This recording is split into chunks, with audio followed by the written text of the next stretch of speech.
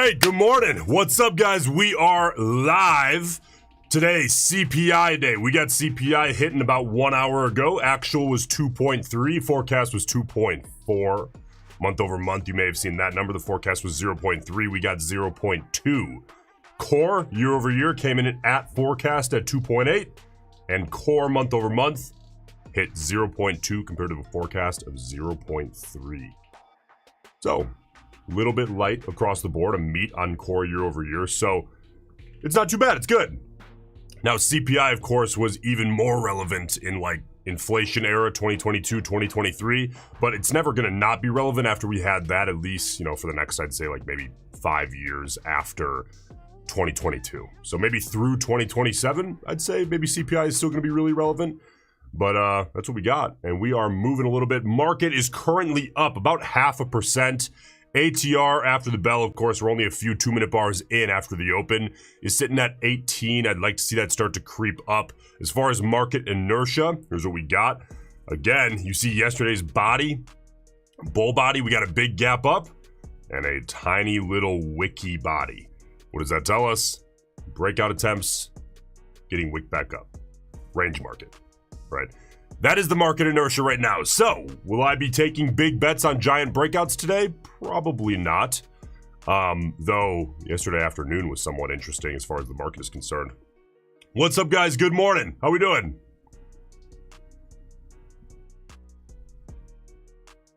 I did end up sitting down yesterday afternoon. I took one trade. It was a winner, and I finished light green. So, starting off with a loser. I think I started yesterday down $3,700. We got back to basically break even, and I finished light green. Not too bad. Not too bad. But again, listen, the result day to day is, I like to think of it as kind of arbitrary. You know, the fact that you sit down and then leave your desk and then come back, does it really matter that much? Again, you're not, unless you're a micro scalper, you're usually not going to have a big enough sample size in one day, you know, taking like 75, 100 trades in a day. You're usually not going to have a big enough sample size in one day to really make any kind of assessment toward your performance. So the way you should assess each month is by profit. You should assess each week by profit and performance, and assess each day by performance and discipline, not result. When I say performance, I don't mean P&L. I mean, did you follow your plan? How disciplined were you? Did you let losers run? Did you take profits earlier than you should have? Gibbs, good morning. How we doing? John, Debo, Michael, Josh, Lucas, good morning. Welcome back, guys. How we doing? DK, what's up? Maury, good morning. Rick, Charles, old school, welcome back, brother. How you doing? Nina, Nia, Marshall, what's up, guys? Scooby-Doo is back. JM, Bigfoot, and Peter, welcome back, guys. How we doing? Chris, good morning. Jude, how we doing? Higher High, Pat, what's up, guys? Exposed and Mitts, Aaron, Ram, good morning, everybody. It's good to see all the regulars back each day.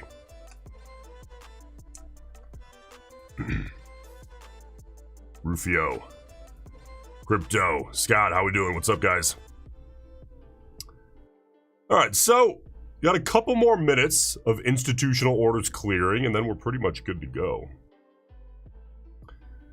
Now you look at this 5-minute. I mean, the 5-minute here really is a very clean pre-market move. However, we've talked about this a lot. When you see really clean pre-market moves like this, you get a lot of bulls taking longs. Now, if it's based on some kind of plan, there's nothing wrong with that, of course.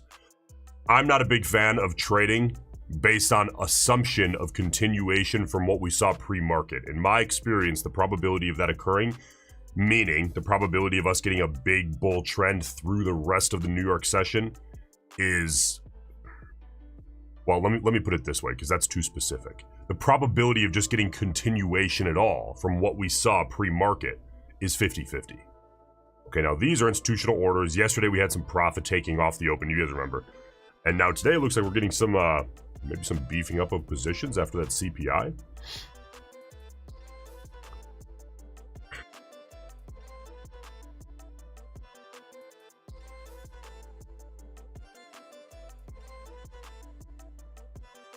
Interesting. Rich Life, good morning. How we doing? Chris, what's up? Joseph.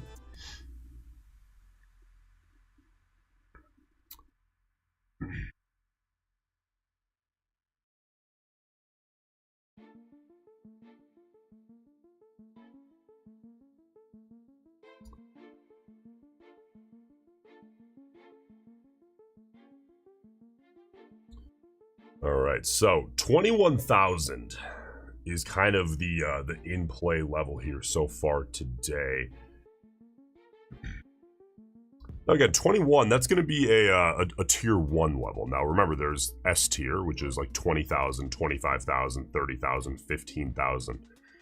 But each 1,000 in my head is a tier 1 level. So it's important. It's not as important as 20K, which if you've been accustomed to 20,000, it's a little bit less, a little bit lower on the totem pole. But, you know, hopefully we just maybe pull away. But I got to tell you, from a trading mindset, I'm always a little conflicted, okay? Because as a trader, the trader in me is like, I would love if we could just live in a constant, I guess, fear market where you're getting big, steady pushes downside. Because, you know, we've had this conversation before. What does that help us do as traders? You get better volatility. Usually you get smoother moves because there's more volume, even more volume. Obviously, the futures market is very deep. And when you generate more revenue with that volatility opportunity, you have cheaper prices to drive the money back into the market. Now, obviously, we couldn't be in a downtrend forever or you never get paid back. But in a trading mindset, from a revenue generation perspective, I'm always kind of thinking, you know, if we could see a downside push, it would increase volatility as long as it's not too much, like we saw tariffs, you know, back here. This was, what was this now? This was over a month ago now. This was too much. This was a little too much. We were seeing like 500 point 2-minute bars, which was crazy. So a curl here and a push downside, I wouldn't hate it, but then we would be looking at 21,000 as a tier 1 level. But whatever comes here, I'm cool with trading. So, all right, we are 2 minutes out from me having the free to trade green flag to myself. Getting that first 14, 15 minutes for 7 2-minute bars-ish. It's tough. There's a lot of institutional orders. They don't have the same necessarily intraday or, you know, next 10-minute mentality that we do. So we're gonna let those get out of the way and then we can hit it.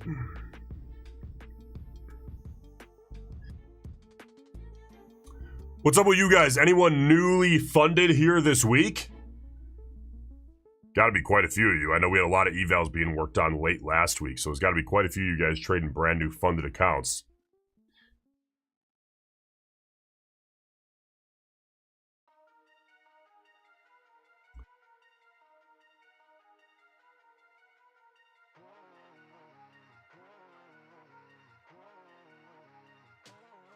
Debo's got 2 new 50K take profit traders. Yeah, the take profit traders are wonderful because you get the daily payouts.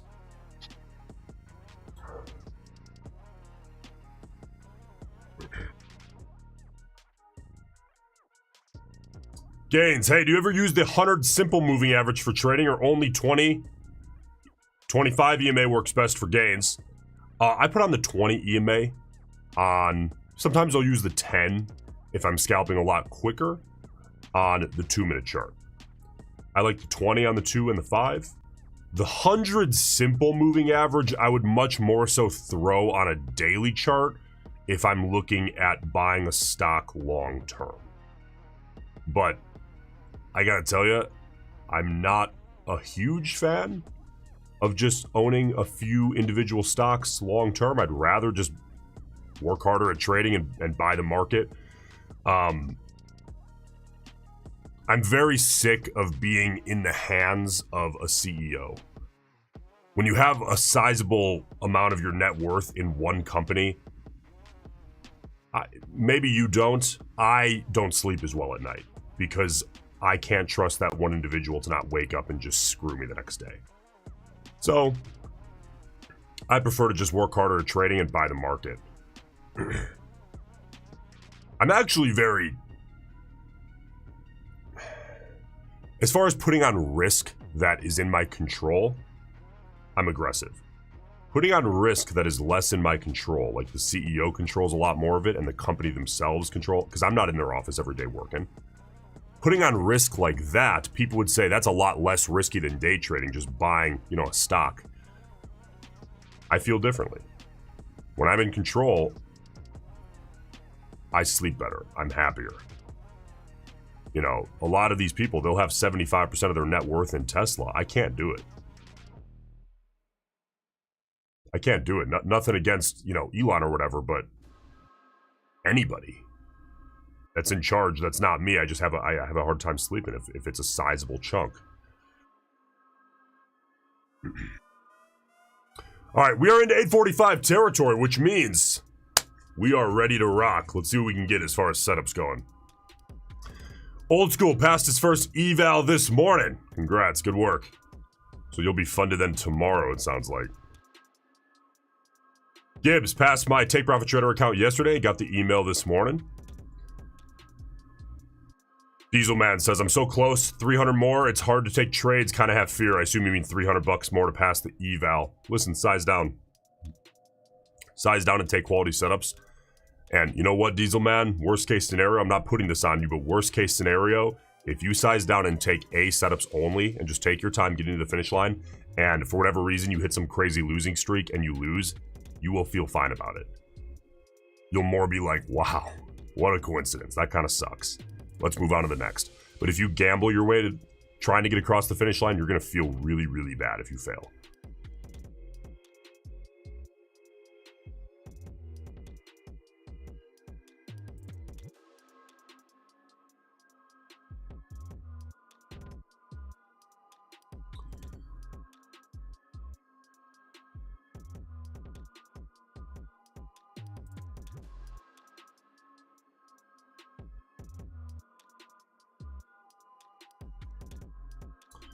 Caden asks, Nico, how many micros would you trade if you were on your first 50K Apex eval? So, to give you the real answer, if it was my first, I'd probably trade 1 micro. But all I can tell you is my truth, what I do. Today, when I'm trading evals, there's opportunity cost involved. Because any mental capital I'm not putting toward trading, like, for real, takes too much out of me. I don't think it's worth it at some point when you're getting payouts consistently and everything to be spending weeks in evals. There's just too much opportunity cost. So if it were my first, I would trade 1 micro, gather my data. Let's assume I had the knowledge I have right now, but I haven't traded before, which is a weird scenario, obviously, but I would trade 1. However, for me, if I were to trade a 50K Apex eval today, I would probably trade 5 minis to start. But I'm very aggressive. You have to understand, I'm very aggressive. The business model for me works when I'm aggressive in the evals, and I spend as little time as possible in them. I still take good trades. I don't just like buy 2 and then put them against each other and hope one succeeds. I think that's, I don't like not being in control like that, but I'm aggressive. And the highest risk is on that first trade, and then I size down as I get closer to the finish line.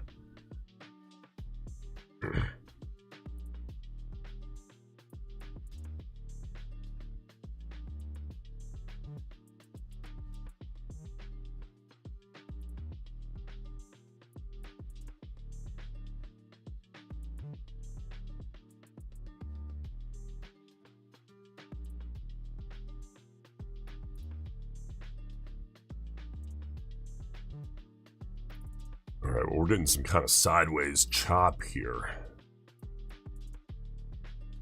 I'm open to channel scalps. Continuation upside, continuation downside, I'm cool, but just give me something here to work with.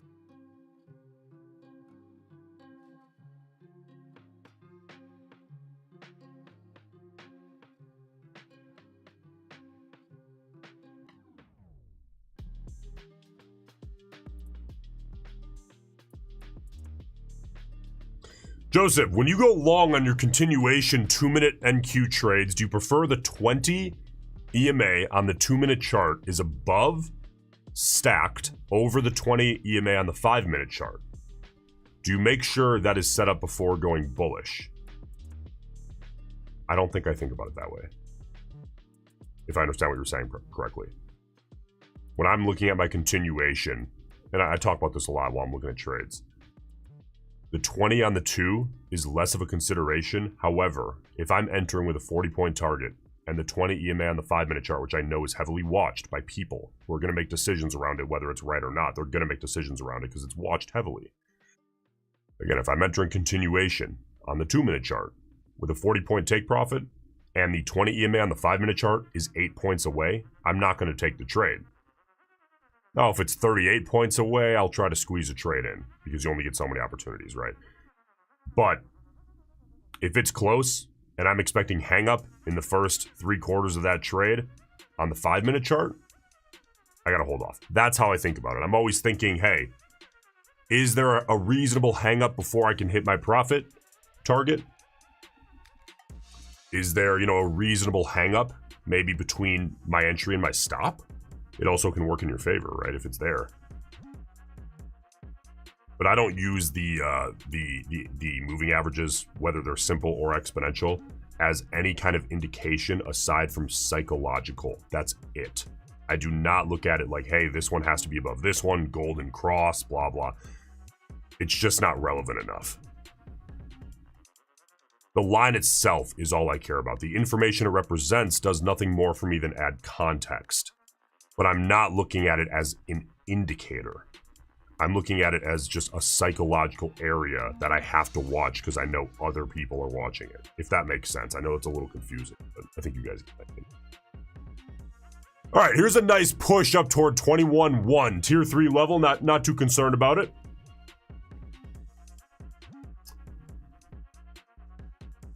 But there's also a push into intraday highs, so we are free and clear.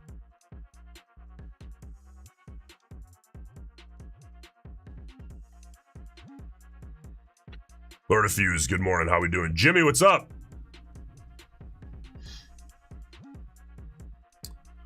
There's a nice close out of the bulls. Again, single bar, big outsized bar. It's not a setup I can take, but it could be setting us up for something here. Let's see.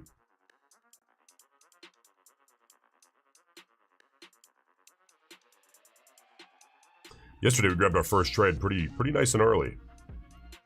I think before 9 o'clock.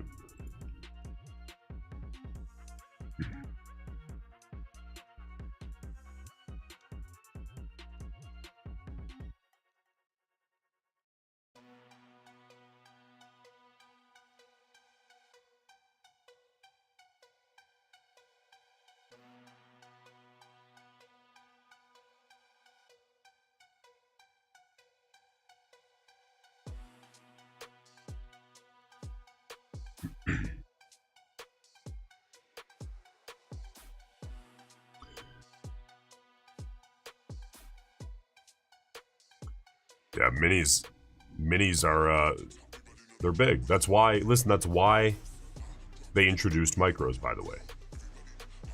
Because the minis obviously started getting too big. As things increased in price, the minis and more volatility, the minis started getting too risky for a lot of traders, so they introduced micros. That was on purpose. And listen, maybe someday, I wouldn't be surprised if someday they introduce something smaller than the micros.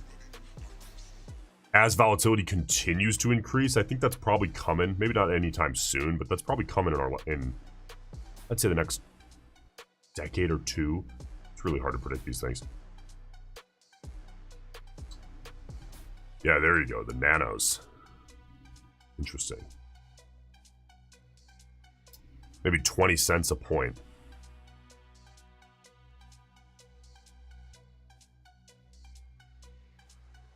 But I'm telling you, I think everyone wants to trade the minis. It's like an ego thing, but I think the micros... I really think the micros are going to be like the middle ground to trade that most people trade. It's going to be like, yeah, the minis are fine, but that's more institutional kind of stuff. At some point I'm talking about. You know, obviously it makes sense still. It makes a lot of sense to trade minis in personal accounts if you have enough risk. If you can afford in your account to do so. But like in prop right now... they dangle that carrot like, oh, the 50K account, you know, you can trade whatever, 10 minis. That is way too big for the drawdown they give you. 10 minis for a $2,500 trailing drawdown is way too big. That's marketing though. And I don't disagree. Let you do what you want. But you should understand that even 1 mini, in my opinion, is way too big for a 50K account, like with Apex.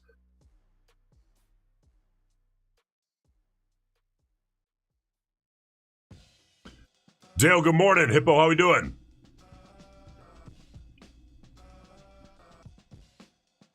All right, so clearly, I know some bears here.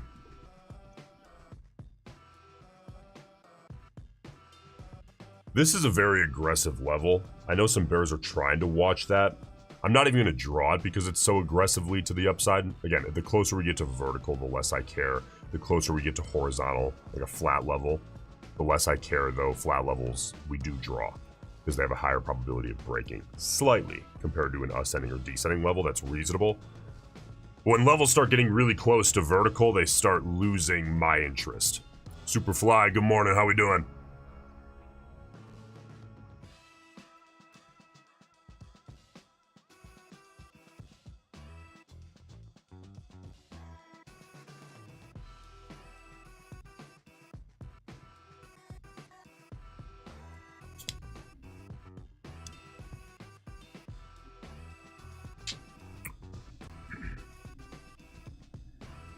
Well, we've got one of those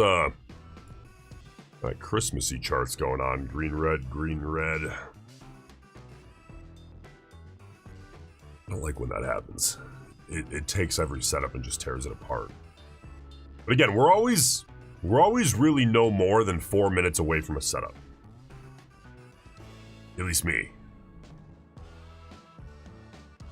If you're someone who's trading solely off the 5 minute, I know that's also very common. For me, the 1 minute is a little too fast for futures. The quality starts to fade on the setups. You get more setups, but the quality is a little too low. The 5 minute, the quality is great, but the quantity is too low. The 2 minute for me has been a good balance. But if you're someone who's trading like only off like the 5 minute or, I mean, geez, the 15 minute, I think it's harder to stay engaged. I've heard people say, well, you know, it's easier to trade the 5 minute all day, and it is because you're having to make decisions a little less quickly. But I would make the argument that I don't know if that's necessarily true because it's also easier to get distracted if you're only trading off like the 5 minute, because you might get, if you're lucky, you might get 1 or 2 setups a day. You know, we're picky enough on the 2 minute. Trading only the 5 minute, I think getting distracted becomes a little too easy because you're sitting here staring at nothing for hours on end.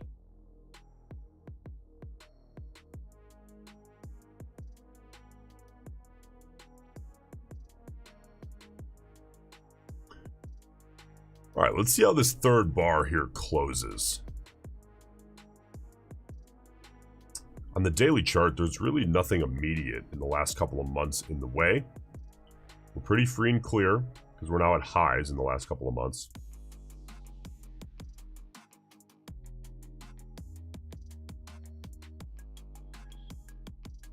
God, can you guys believe that just a month ago we were in the 16,000s? Briefly, but we were there.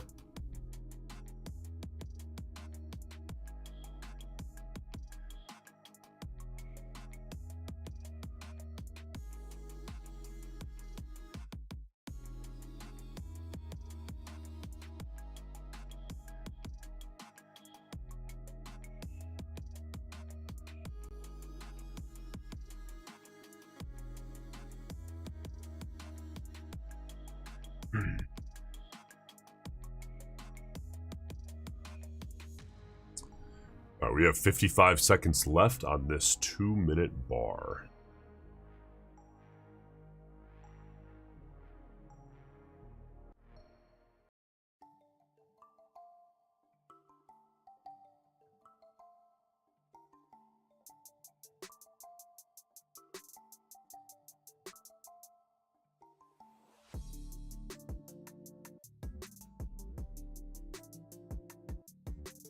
Joseph says, do you care at all if the 5 or the larger time frame is extended, quote unquote?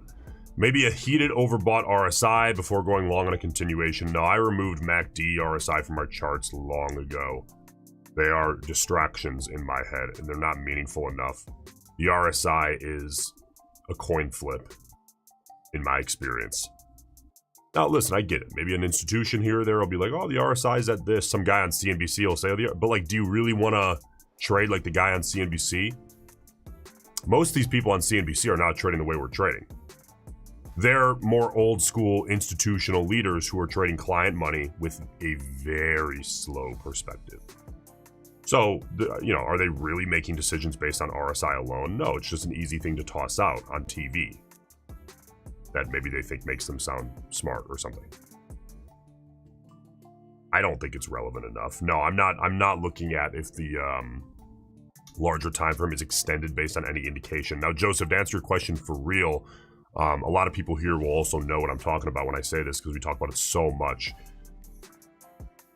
I'm only concerned with market inertia and what's the market doing today in comparison to the recent market inertia. Are we seeing a really obvious range market, which lately we are?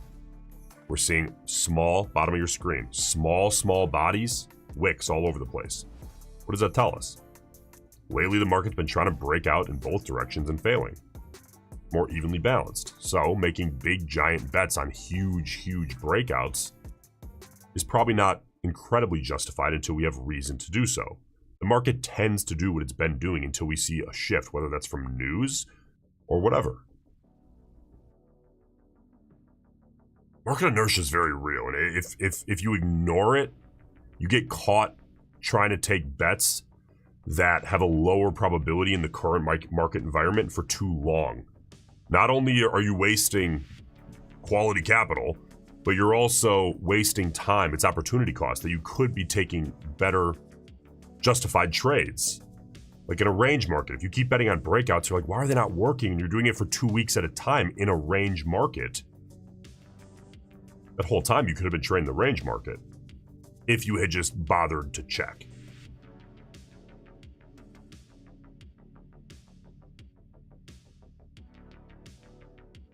This is all nothing more than one giant self-fulfilling prophecy.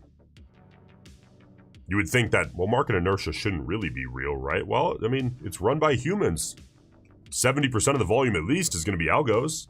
But how do you think the algos are programmed? They're programmed to try to make money. So they're programmed to try to make money by doing what they think the people are going to do. They're trying to predict human behavior because all the algorithms are doing what they think the humans are going to do. So it just feeds on itself. It's not different. It's just more volume. All right, we got 1 minute and 8 seconds out here from the rollover of this 2 minute. We're getting kind of teased here so far. Just waiting for my setup, one of my setups to come along. It always does.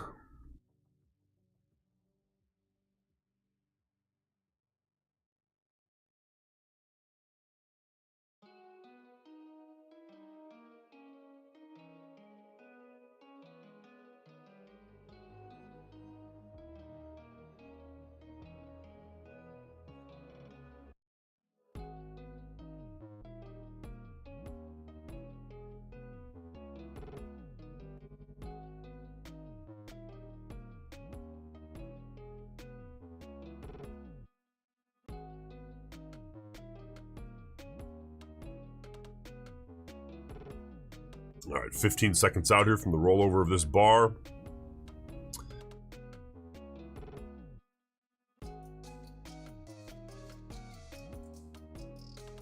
Let me think here.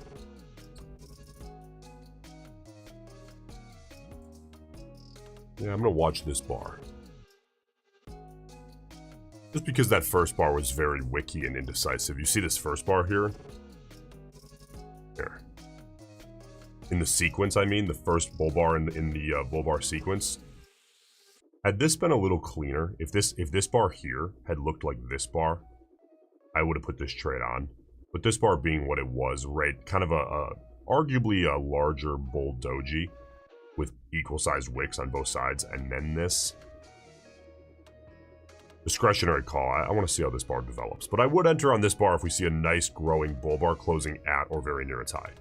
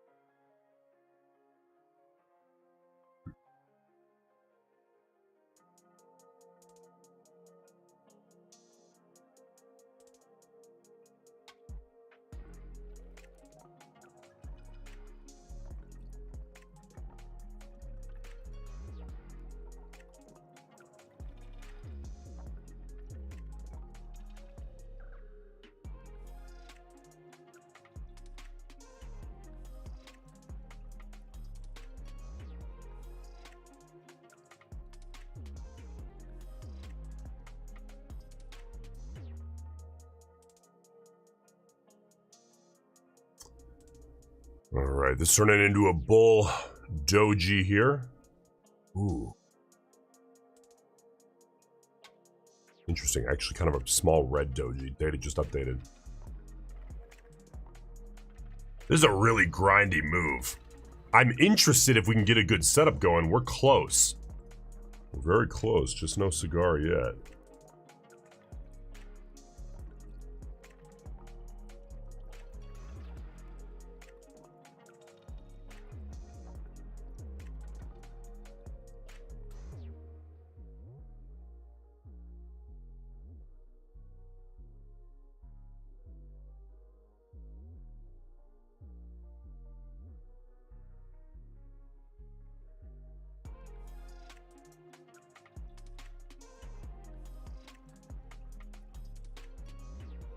Just gotta consider the 5 minute here. I mean, look at this.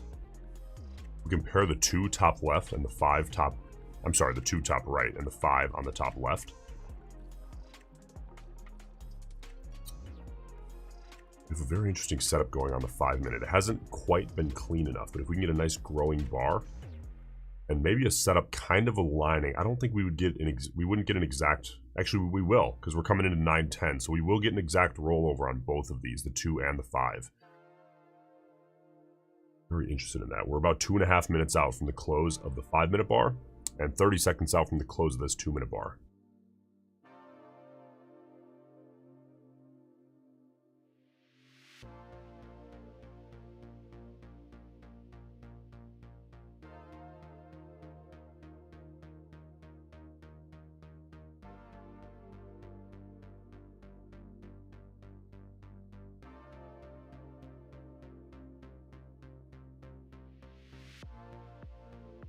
All right, there's the rollover of the 2. Again, we have that little doji previously. So this here is a big deal for me. The next minute and 52 seconds.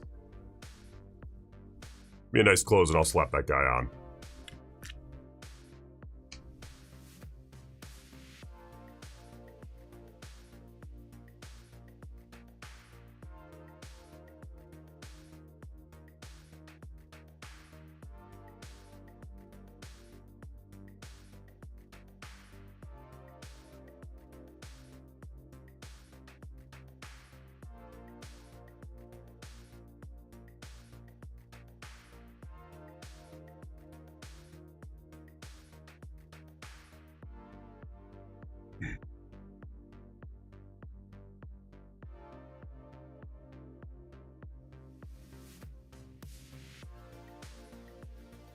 All right, we are 60 seconds out.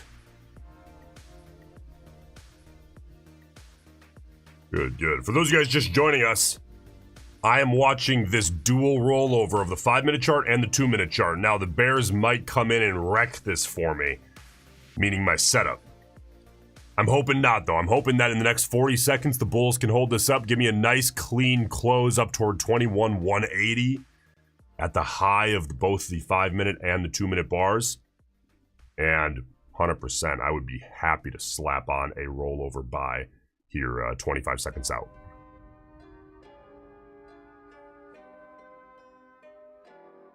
Come on, Bulls, just hold me up. Hold this setup up, don't wick it back.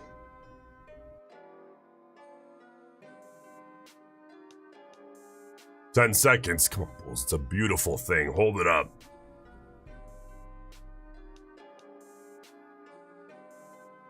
Oh. Ugly, ugly, ugly. You see that wick back? Look at this. Oh, man. Every opportunity. The Bulls had every opportunity to hold that baby up and create just a beauty of a setup. And they fumbled it. But that's why I can't take it. You know, you see those Bears stepping back in at the last second, you get the rollover, push downside, right?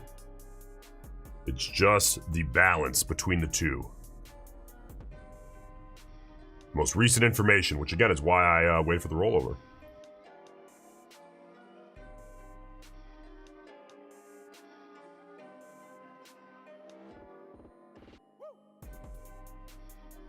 If you guys have not yet, please, it does help out tremendously if you take a second, just press like on the stream.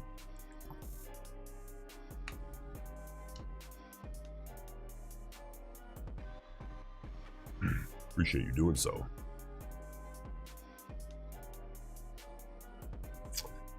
All right, now, you know what we're looking at here, right? This is a attempted reversal sequence out of the Bears. Textbook. You get this push out of the Bulls, nice clean close out of the Bulls. A lot of people call that a gravestone doji. Rollover, push downside attempt. Now, from here, whether or not the Bears succeed is a coin flip. So we got to get more information.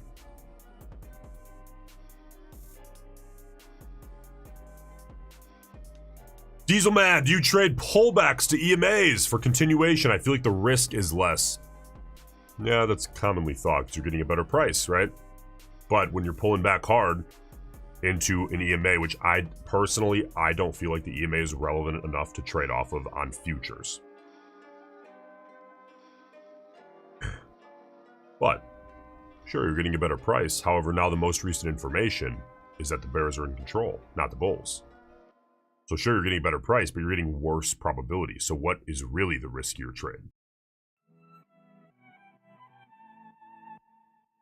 Trade however works for you, but that's my thought process. Can't be afraid to buy continuation if the setup is there in my head. A lot of people are like, oh, I don't want to buy this high. Well, it's telling you right now that the Bulls are willing to buy this high, and the Bears don't care that it's that high. They're stepping out of the way. That's what the information's telling us. Now, the only time that that comes into play is if we're in a range market, there's no news, and we're making a big push on the daily average true range, which means the range on the day on no news and no reason to do so is getting quite a bit larger, maybe 1.5x plus the range we've been seeing the last 1 to 2 weeks out of the market in the New York session. That's where I might start to question the push and be like, the Bears are going to step in here. Okay, but just like looking at this chart here, the 5-minute, just looking at this and saying, I can't buy that, it's too high.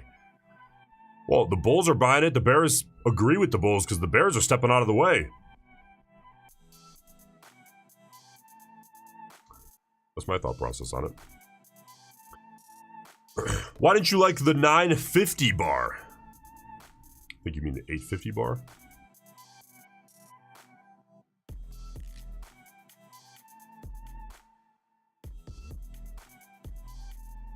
On the 5-minute. Oh, also on the 2-minute. It was the first. It was a big outside. We talked about this one when this happened. We actually touched on this. It was a big outsized bull bar coming out of a flat with a previous red bar. That doesn't really mean enough for me. Okay, now. This here is a big deal for me. I'm watching the 5-minute as well. I'm not against taking a trade on the 5-minute chart. The 2-minute rollover is in 1 minute and 42 seconds. The 5-minute rollover is in 35 seconds.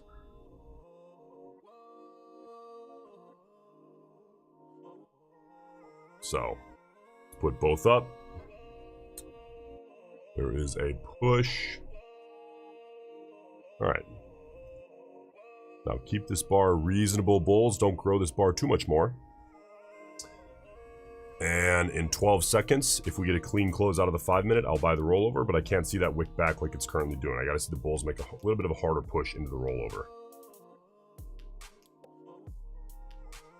Bears will just keep wicking it back. Okay, now I'm watching the 2 minute chart. We still got 55 seconds out until the close of this 2 minute.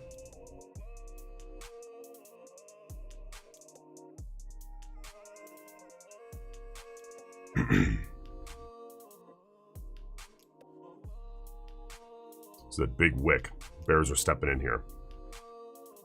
Diesel man, roll over just means the close of one bar into the open of the next. The creation of a new candle. That's it. What's up, tubed out? Nope, nothing clean yet. We haven't gotten anything. Not for lack of trying. Market's just hasn't really presented anything good quite yet for me. But I'm watching this 2 minute chart 15 seconds out. If we can get a nice push and a close near the high, that's a trade I got to put on. But right now, those bears are wicking it back down in a pretty big way. Nothing there. Same idea applies here. It's just that most recent information is not looking too hot for me. Those wicks.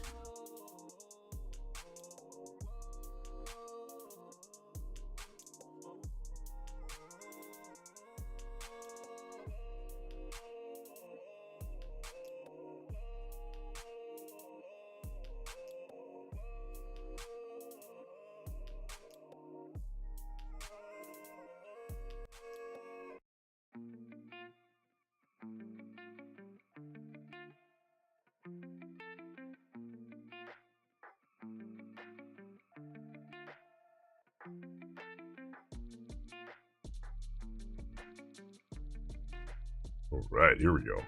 All right, we got a minute and 4 seconds here.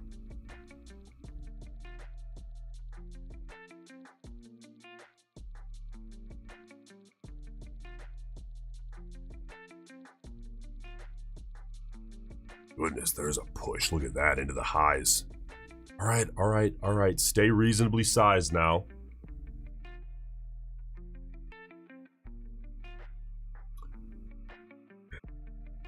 "36 seconds.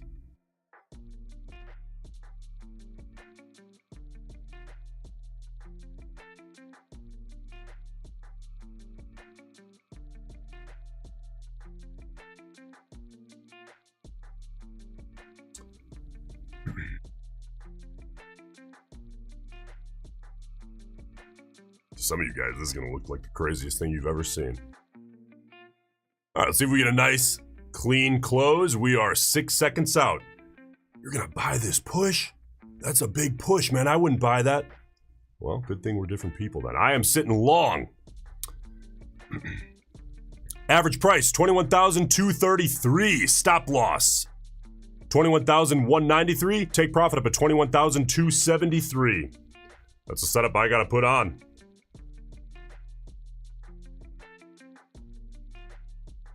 Now, there was a little bit of a wick on that 2 minute bar, but in comparison to the size of the full bar, that was within reason for me to put that on. Okay, so we're currently sitting break even on the trade. A couple points in the money.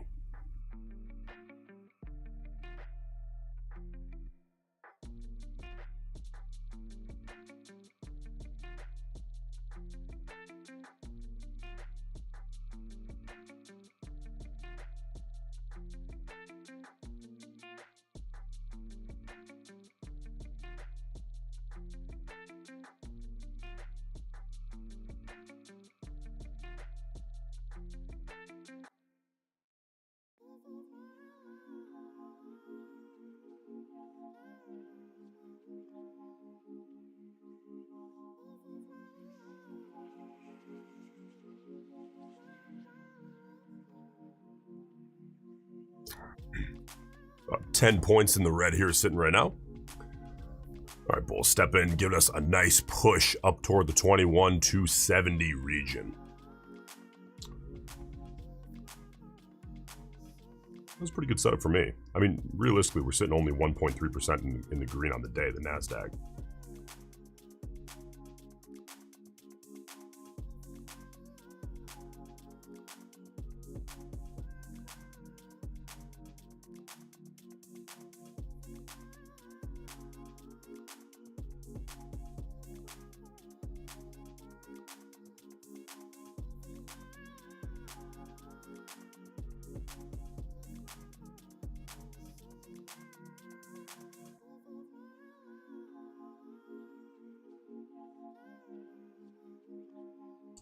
All right, we are 20-ish points in the red. Again, stop for me is down to 21,193. See if we ended up catching the top here. Now, by the way, if I'd been trading this whole time, terrified of catching the top, which is possible, I'd have done a lot less well. Okay, I think that's a bad mentality. And sometimes you will, and that's part of the game. But good setup, gotta put it on. 23 points in the red.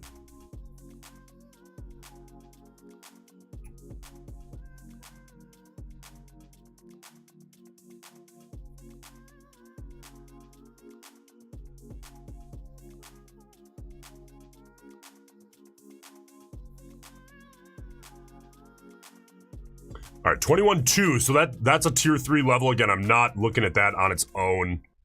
I'm not looking at 21.2 like that's going to hold the trade up for me. Nope. Nope, just a tier 3 level. Tier 4 is the 50s again.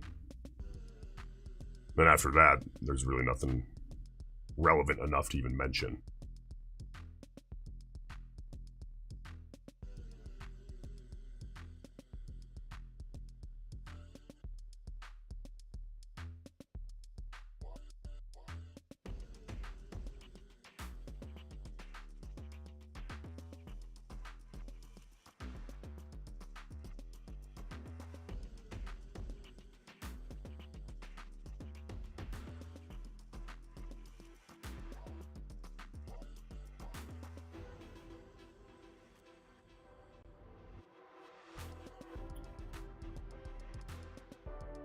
Little attempt out of the bulls to wick that back up. Not the strongest attempt I've ever seen.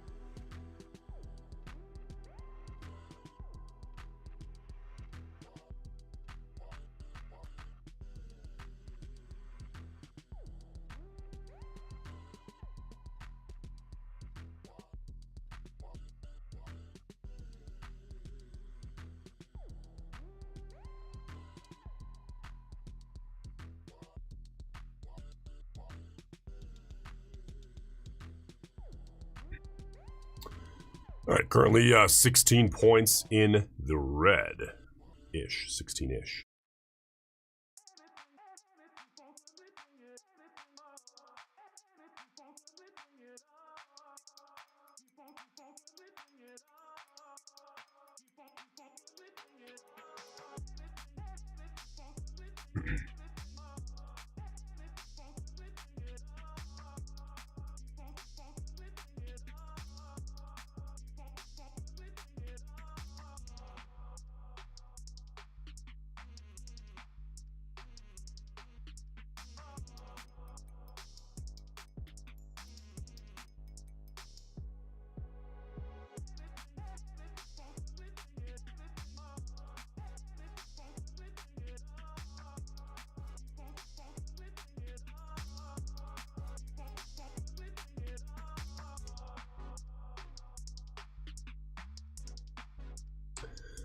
All right, now, if we were sitting flat right now, I would say, okay, this looks like a sad attempt of a reversal out of the bulls. So let's see if those bulls can step in, get a little continuation going after that pretty beauty of a close that I got the entry on. Then these bulls kind of fell apart. What, 20 points, 17 points, 16 points in the red as it currently sits.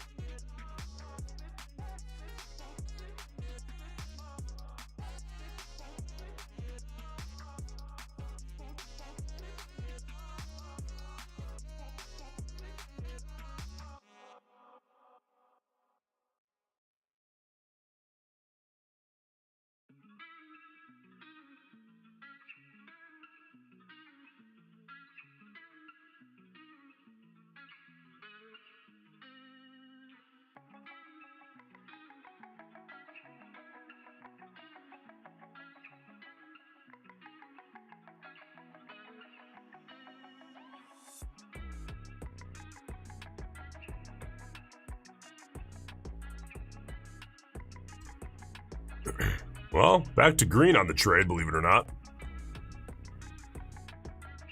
All right, Bulls, let's get a nice little push up toward the 21,273 region. I don't have any reason here to manage early. ATR is just around 25, at least not yet.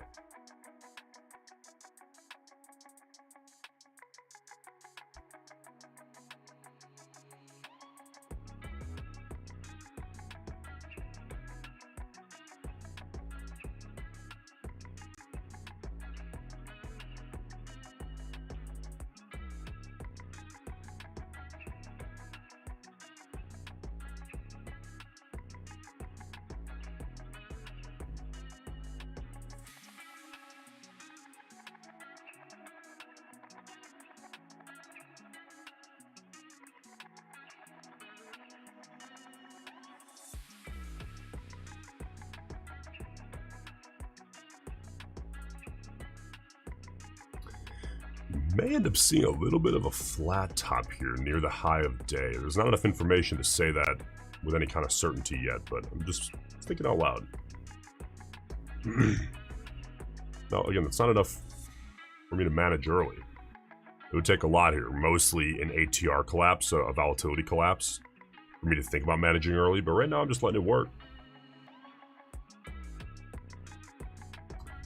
Anything else for me right now I think would be an emotional call, which I'm not into making those.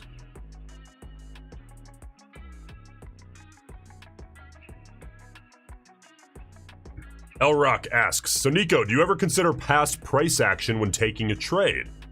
Examples are previous days, high, low, etc. Yeah, I think about it. Yeah, I call out, I'll say like, hey, yesterday's New York session open, by the way, was such and such. But right now, we're pretty clear of the New York session levels.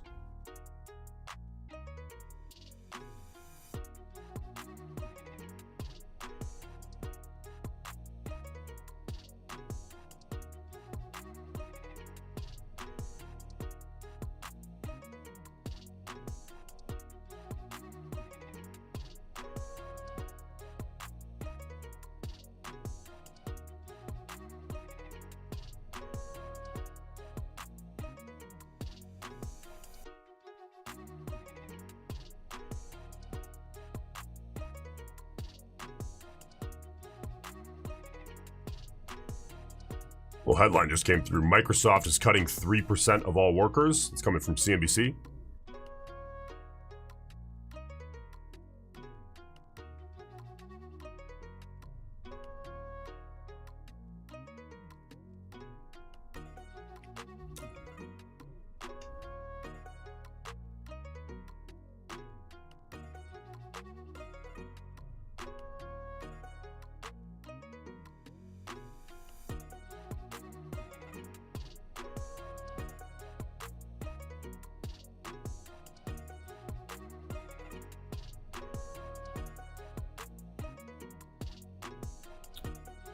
All right, ATR coming down a tad. We're at about 23 now on the ATR, which is still okay.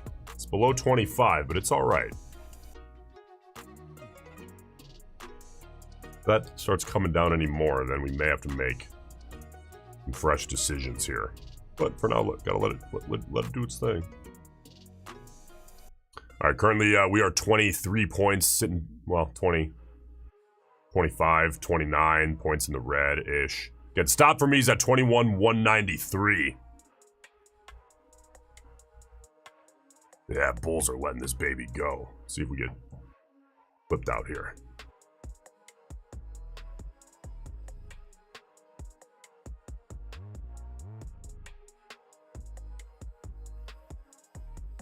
Okay, we will get stopped out there, and I am flat, so we are all good. We actually got decent fills, so we're down 1R. That's 3,500 bucks for me, is 1R. So let's see what else we can grab. If we end up getting a curl here, by the way, and a nice push downside, I'd be open to downside continuation as long as that 5-minute 20 EMA is not in the way. Yeah, that would be my requirement. We're getting a few headlines here. They're not incredibly relevant, but they're coming through, like the Microsoft one. says the U.S. sanctions a network smuggling Iranian oil to China.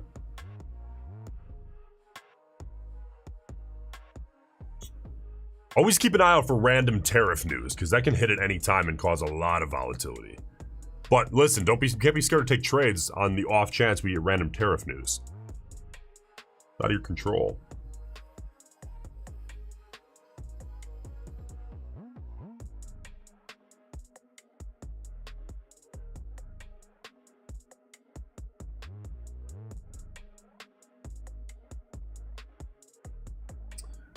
Okay, so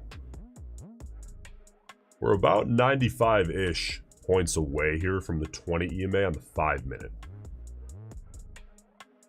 So I am interested if we get a curl, but right now, we've talked about this a lot. We get these pushes. It's not uncommon at some point to start seeing this flattening out, like the bears just step in and then the bulls kind of get exhausted a little bit, and then we go sideways for a little while until we make either a break up or down. So right now, I need more information.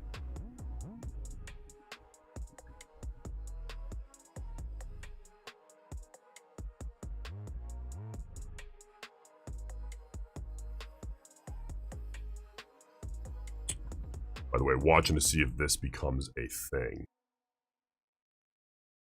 You know, the bears are hoping that does become a thing. I'm indifferent to it. If we see a push upside, I'm not against putting on continuation again.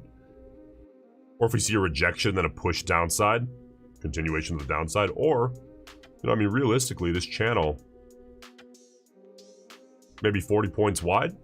If we could see one more third test and a push downside and then a retest, I would also take that. So really, I got 3 ideas on the table right now. Just a matter of whichever one do we get first. I don't care which.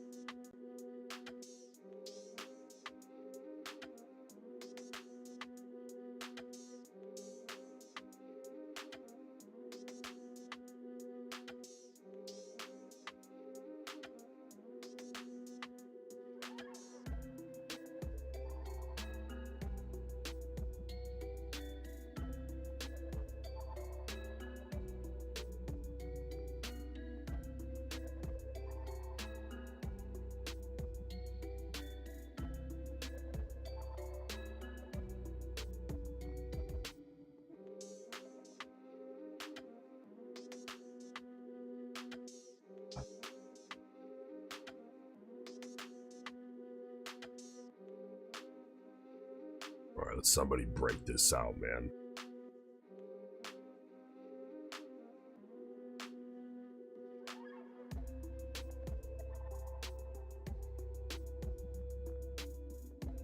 This little sideways stuff can kill you if you let it.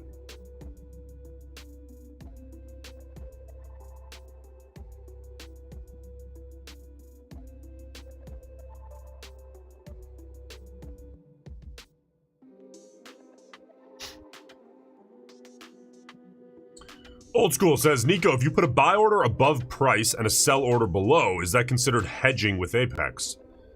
I don't know the answer, so don't take my word for it. However, if I had to guess, I would say no, because you're only getting filled on one.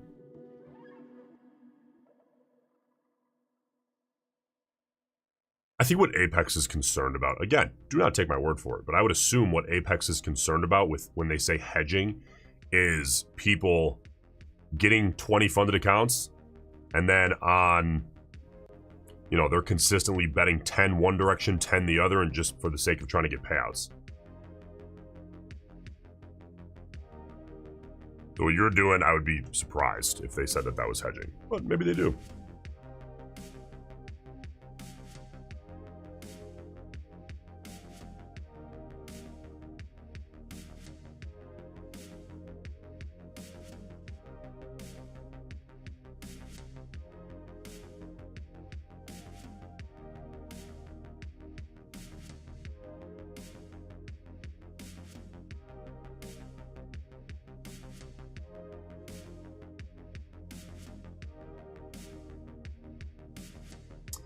All right, let's see if we can get another little test here of that level. Really what I'm watching.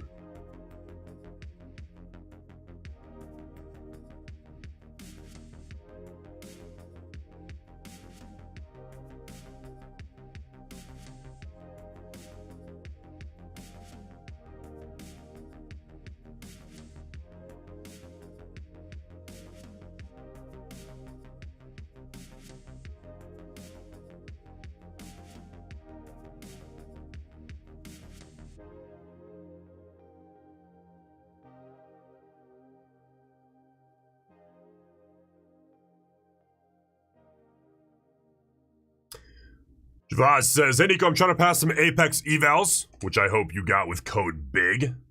Otherwise, we're going to have a problem. I would like your advice. What stop take profit levels do you suggest for micro scalping? Also, when's the best time to trade? Pre-market, open, or late? I would probably trade the 2.5, 3 hours after the open. That's what I'd prefer. And I would let the institutional orders clear the first 15 minutes after the bell. Now stop take profits. There's a million answers to this question. There's no right answers. You guys know. I'm always saying there's a million ways to make the numbers work. So I hesitate to even give you an answer, though I don't like half-ass answering questions. So it would depend. If you're trading shortly after the open, maybe you go 20-20, 40-40. If you're trading later in the day on evals, if you're micro scalping, you kind of want these trades to not take all day. You want your average trade duration to be probably 1 to 2 minutes or less. So maybe as you get into the afternoon, 10 and 10, you know, 15-15, maybe 20-20 at most. That'd be my thought process. Anything less than 10 as far as stop losses, you end up not giving yourself enough time to be right on Nasdaq because it's too volatile. So you do end up getting chopped and dying with 1,000 paper cuts usually if you go too tight on the stops. All right, here we go. We got our third test going on, but this is straight flat movement. I mean, goodness, look at this.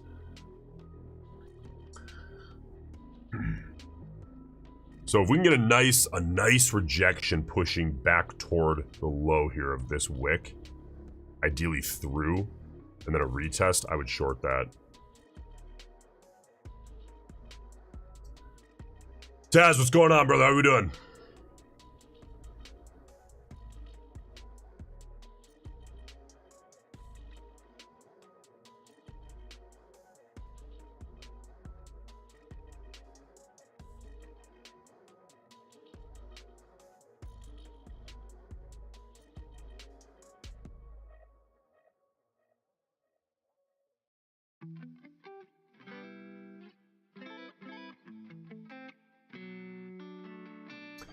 JM, you're still in for the long. Yeah, I just barely got stopped, I think about 93 was my stop. Yeah, listen, I mean, it's going to happen. It's going to happen with take profits, too. Who cares? It goes both ways. You let yourself fall into that trap. I don't think you're going to be a very happy individual. Even if you are making a bunch of money.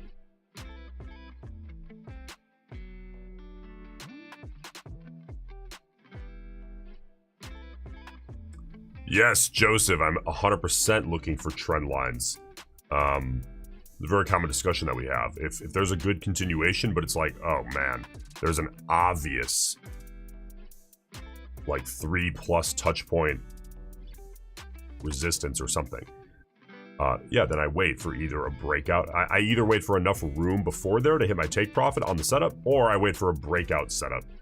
I don't want to take it 5 points heading in 5 points away from a really obvious level that I know the other side, my enemy, so to speak, at that moment, whether it's bulls or bears, are going to gain a lot of confidence from. That's what I don't want. I want the enemy feeling awful at the time that I enter.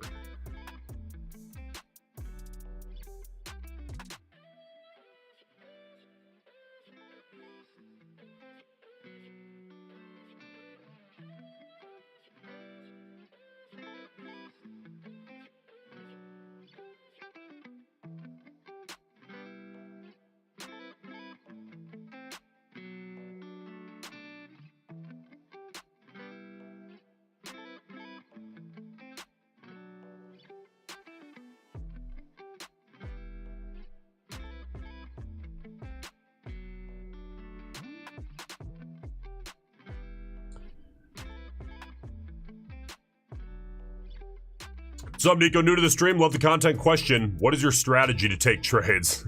Do you look for FVG, liquidity sweep, etc.? I trade price action. First of all, welcome. Good to have you. Hope to see you become a regular in the chat. No, I just trade price action.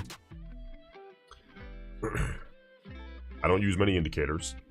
I look at the range. I look at the average range of the last 10 2-minute bars. I'm watching the 5-minute, the 2-minute, and I trade most recent opinion of the market mixed with self-fulfilling prophecies. That's the most basic way to put it, but probably leaves you relatively confused. This is an hour-long, probably a 3-hour-long conversation or longer. So best way to learn, I think, is just watch the stream. Happy to have you. Jim, good morning. How we doing? All right, we are getting that push backside from that very clear, that I think everyone's seeing. Little descending support, descending resistance zone. If we can get a push through the low of that previous wick and then a retest, that would be a setup for me to take short. And no, I'm not too concerned with that 20 EMA on the 2-minute chart. It's just not relevant enough. Not enough people pay attention to that. However, I am looking here at this 5-minute 20 EMA, but there's plenty of room. There's 70, 80 points there. So that wouldn't get in the way if we got an entry in a reasonable amount of time. But that's for the trend line retest. If we just get continuation, then I gotta watch this.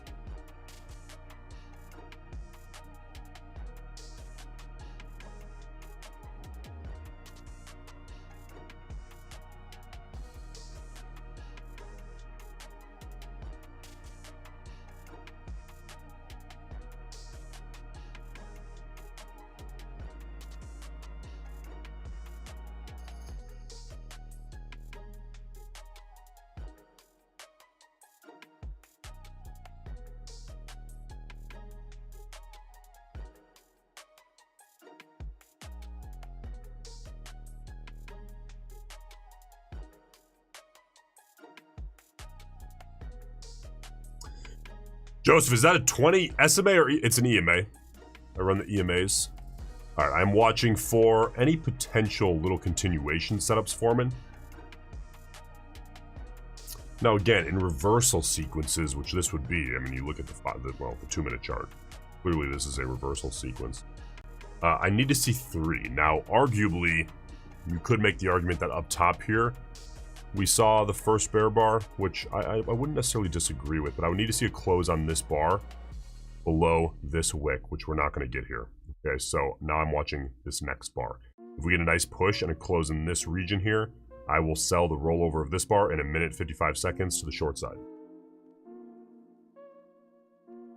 And there is room before the 20 EMA on the 5-minute chart. Currently, there's about 65, 75 points. So 1 minute 40 out. Let's see if we get this setup rocking and rolling.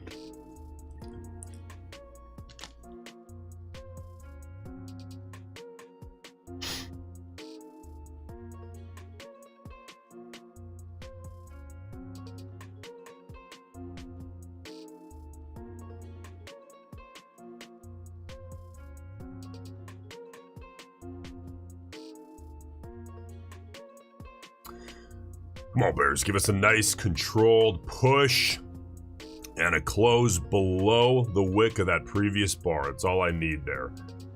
Now, as far as stop hunting, we're not getting a lot of opportunity for that today. However, I would make the argument that, well, you get this little pullback. Maybe there's a couple stops here, but I'm not betting the farm on that. But this would be a nice trade for me in 48 seconds if we get a clean close here out of this 2-minute bar. Now we are sitting still about 55 points away at entry. Maybe this would be still over 40 points away from the 20 EMA on the 5-minute chart. All right, we got 27 seconds.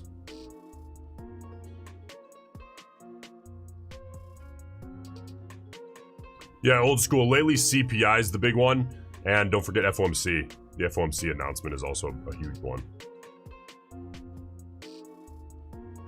Come on, Bears, get us back down there. Bear Bulls are wicking this baby right back upside. That's okay. Still opens up the opportunity to take a little short off of that that level there, but I need to see that test be very controlled.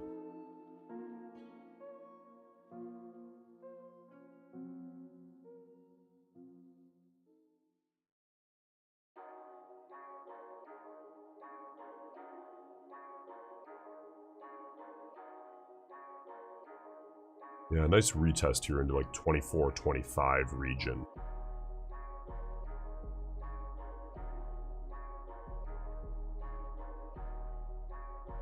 Yeah, that'd be a good trade for me to put on. Let's see if we get that.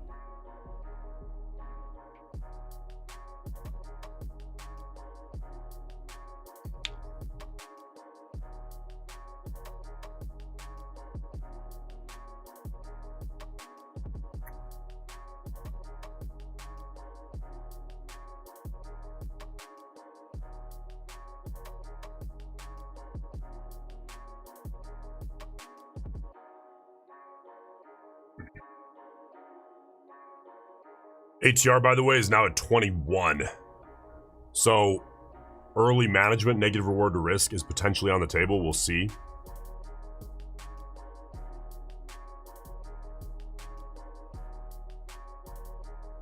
I'm indifferent to it. If we got to do it, we got to do it. But again, that's only if volatility begins to collapse. Now, when volatility gets below like 12, especially 10, the average range of a 2-minute bar is like less than 10 points. For me, it's time to walk away.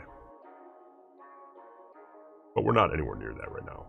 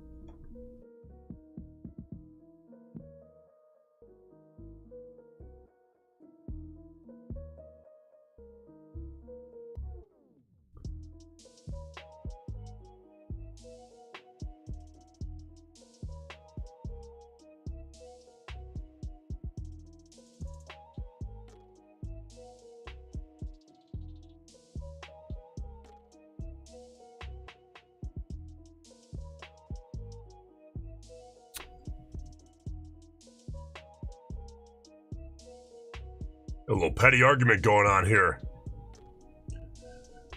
Come on, somebody take us back up to that trend line. Or let's get a nice continuation downside. Though I gotta tell you, right now I'd prefer that little trend line test, because continuation of the downside, guess what now becomes a problem? The 20 on the 5, right? Getting closer and closer.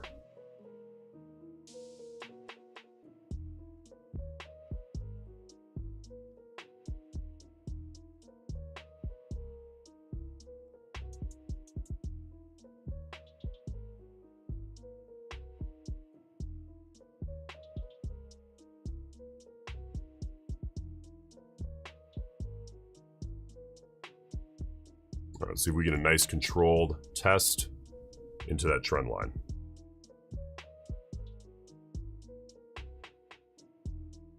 All right, I will. I will get short there on the retest of that trend line, so I'm now sitting short. Yeah, the channel's a little bit tight, but there's enough room for me. So average price short is 21,221. Stop is up at 21,261. Take profit is down to 21,181. See if the bears can maintain that.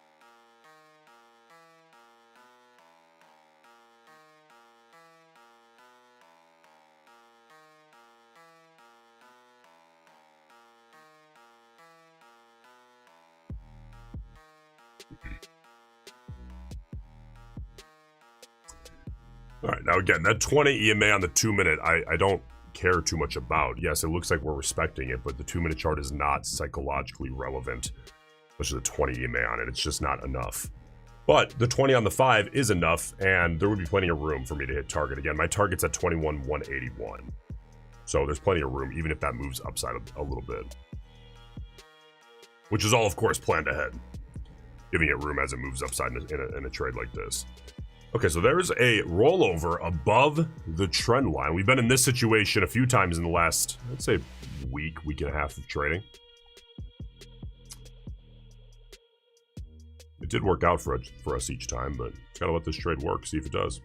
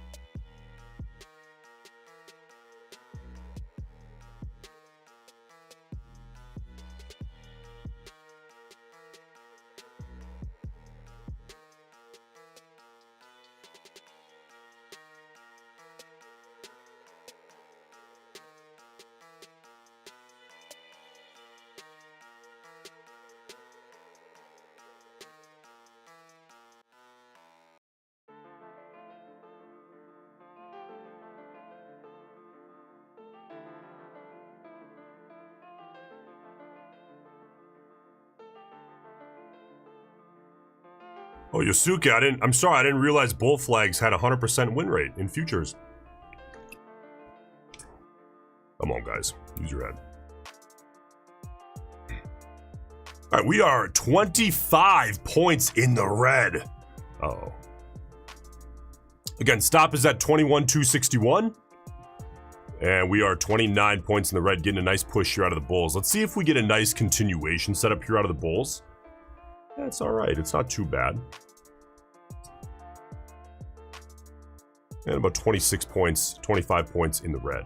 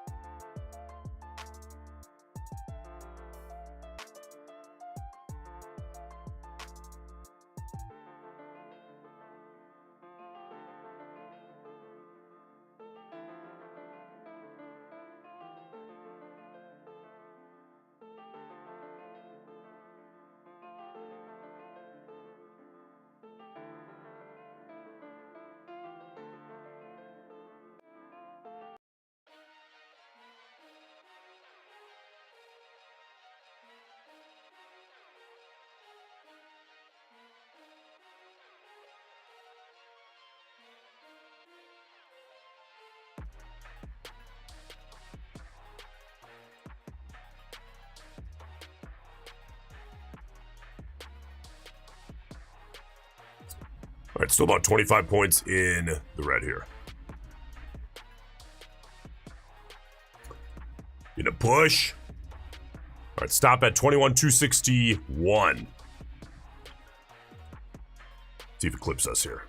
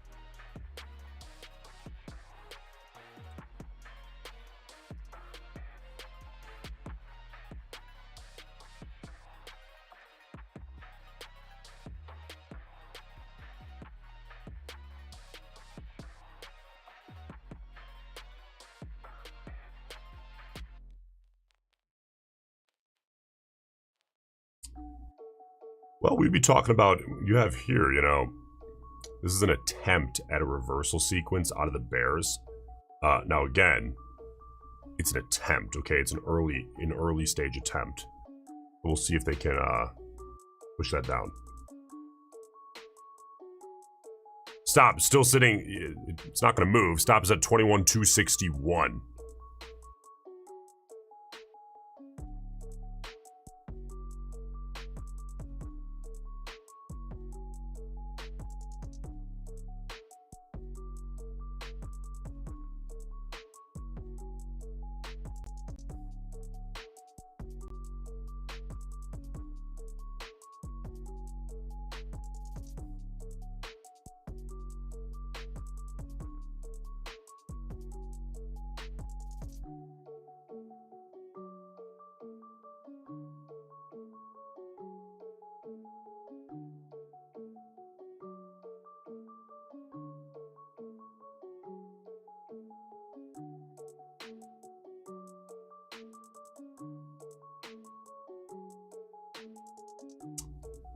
ATR still falling here. We're below 22 now. We're at about 22. 21.9.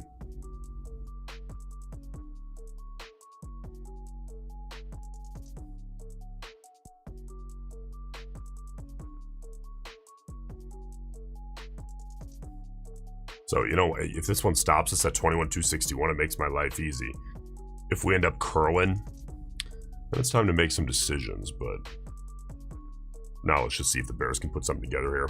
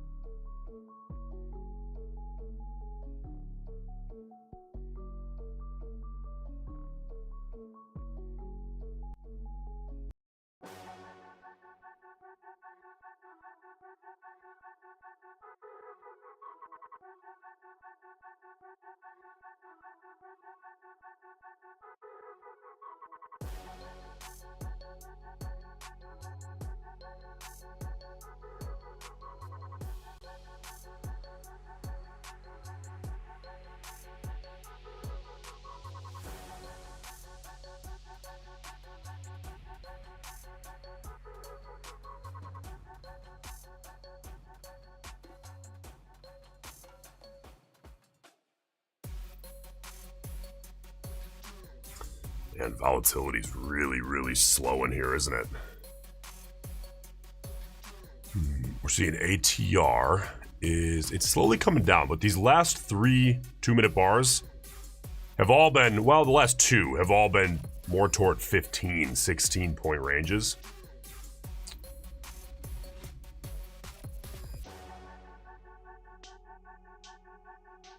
I'd really like to see that pick up.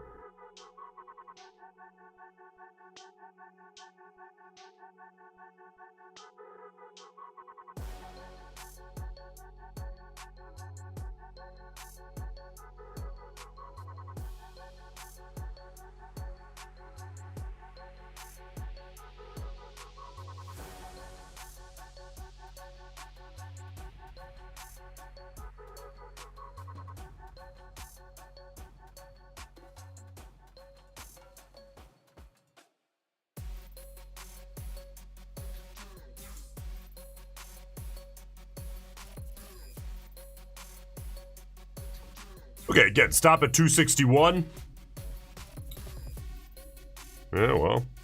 Listen, either volatility picks up or we stop it, we move on. Either way, it makes my life easy. Hanging out here around 250 is just kind of a pain, I gotta tell you. Especially looking forward to more setups here. Don't like seeing that ATR go below 20. We're hanging on to 20. It's at 20.5. But that last 2-minute bar had a 12 range, which is tight.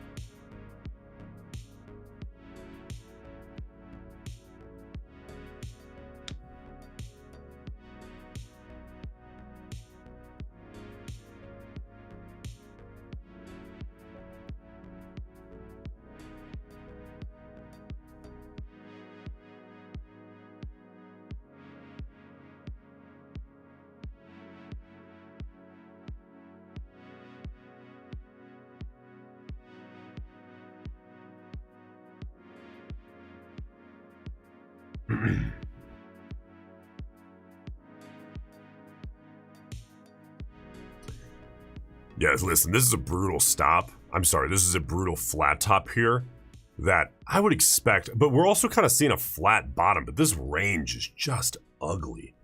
I would expect the bulls are going to at least want to try that flat top. Again, our stop's at 261. I'd be fine sacrificing this trade just for the sake of more volatility here. That's always my number one concern. It's just we need more volatility. When ATR starts to fall below 20, things start to get a little bit more challenging. Below 15, a lot more challenging. Below 10, I'm gone.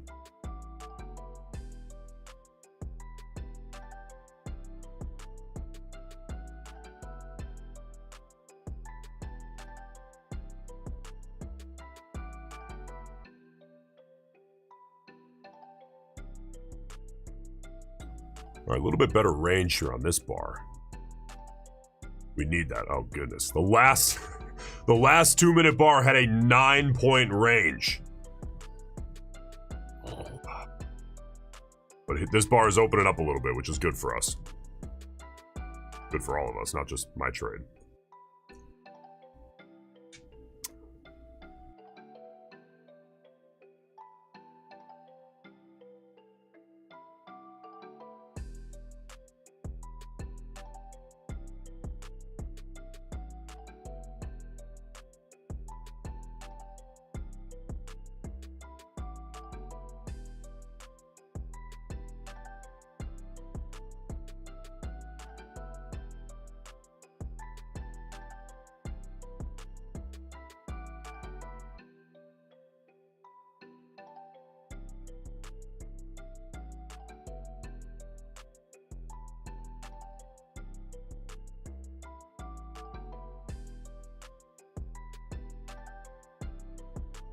All right, we are currently sitting about 15 points in the red.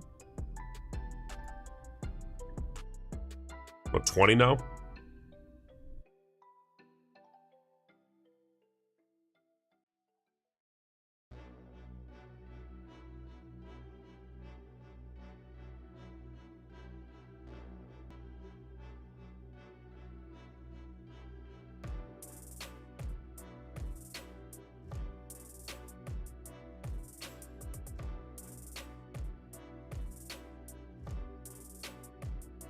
Here's a look, by the way.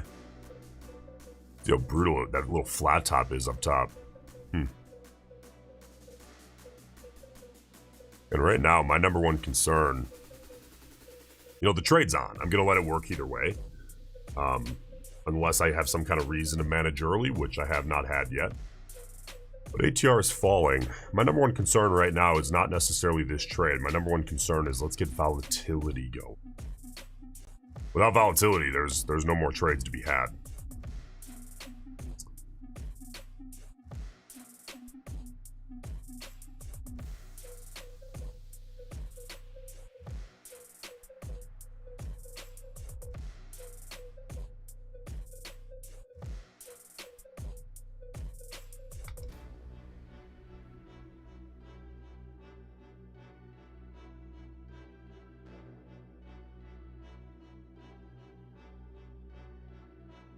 Oh, quite the doji on that last candle, huh?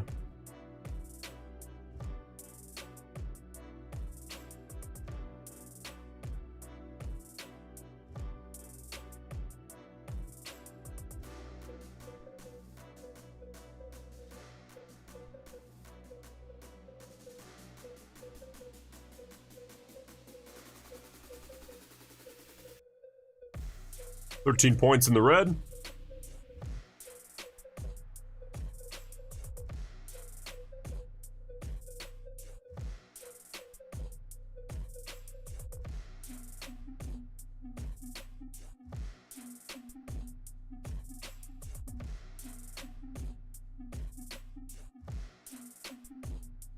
Let me clean this up here. Let's keep my charts as clean as possible.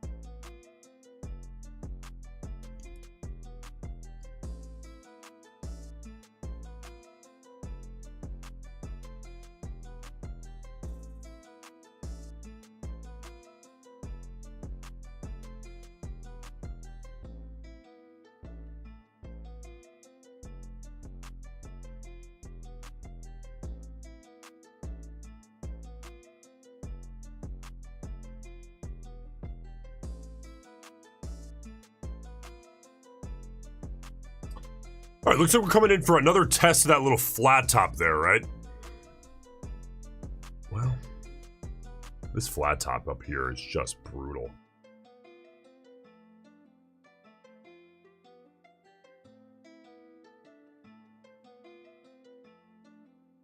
The longer that thing holds, the lower volatility creeps, which is a worse scenario than just losing one trade. So that's really my thought process now. But you gotta just wait it out. Let it do its thing.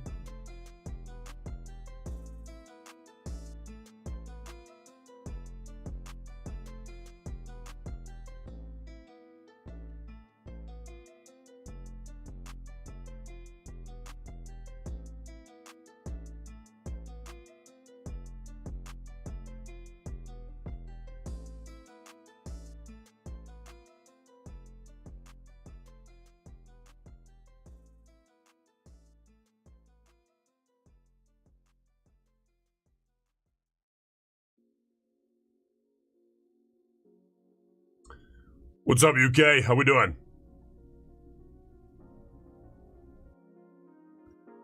All right, we are testing that little flat top on the 2. Well, and the 5, I suppose.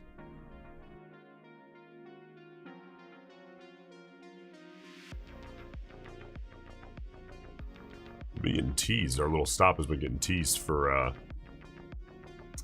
well, quite a while here now. Stop at 261. There we go. It's about time. All right, we are stopped out there. Let's get flat. Okay. And we are flat. Let's disarm everything. Okay, we actually got good fills on that one too. So we're actually down now on the day, believe it or not, less than 2R. So we got good fills on that that stop out and the entries. Less than 2R is more than manageable. I'm not done. We're gonna keep going. You know, we've had plenty of 2R green days. Far more. I think this is the biggest red day, at least as it sits right now. I had, well, if you count those break-even days as red days where I was down like $100, but I wouldn't say I do.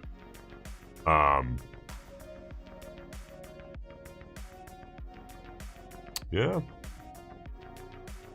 think it's been a few months since I've had a 2R red day, to be honest with you.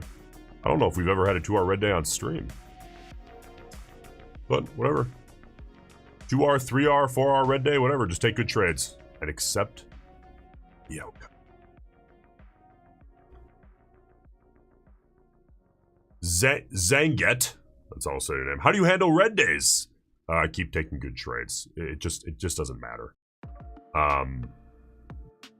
Red days are part of the game, and having like a 1R, a 2R, a 3R red day, it just doesn't matter, because to say that, well, I'm never going to have a 2R red day. Okay, so you're never going to come in on a day and lose 2 trades in a row. The best probability you can get in futures with a 1-to-1 reward to risk, let's assume that to make the numbers easy, even though it's a spectrum. With a 1-to-1 reward to risk, the best probability you can get is 60%. So you take 40%. Probability of losing 2 in a row. It's going to happen, for sure. Okay, so as long as you have an edge, it doesn't matter. You just show up, take good trades, accept the outcome, and you're done. Chris, Nico, I hope you don't mind me asking again. When do you go for 0.5R again? What does the ATR need to be? For me, I start thinking about negative reward to risk below 25 on the ATR, which is a 10 average true range on the 2-minute chart. So, and by the way, the probability of me going negative reward to risk increases the lower ATR goes to a point. Once it gets to like 12 or lower, 10 or lower, I'm just walking away. At that point, it just gets a little too difficult to trade. For me. Turns into like Asia session, which is tough.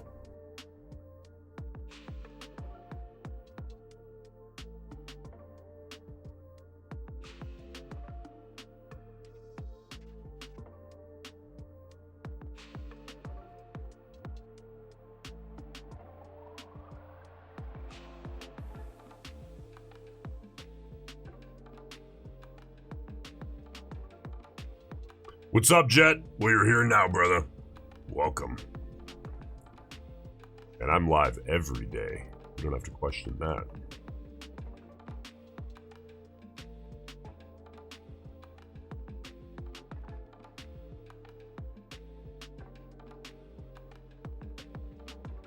All right, well, I mean, look up top here. Look at the range on these last few bars. I mean, this is low. We got a 9 range back here. We're currently averaging below 15. The ATR is still holding on to 17, but that's because these bars back here. Number one priority, not that we're in control right now, though, is to see volatility increase, because this is low.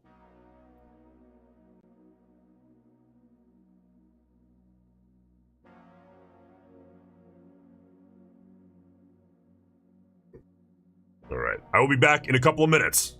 Don't go anywhere.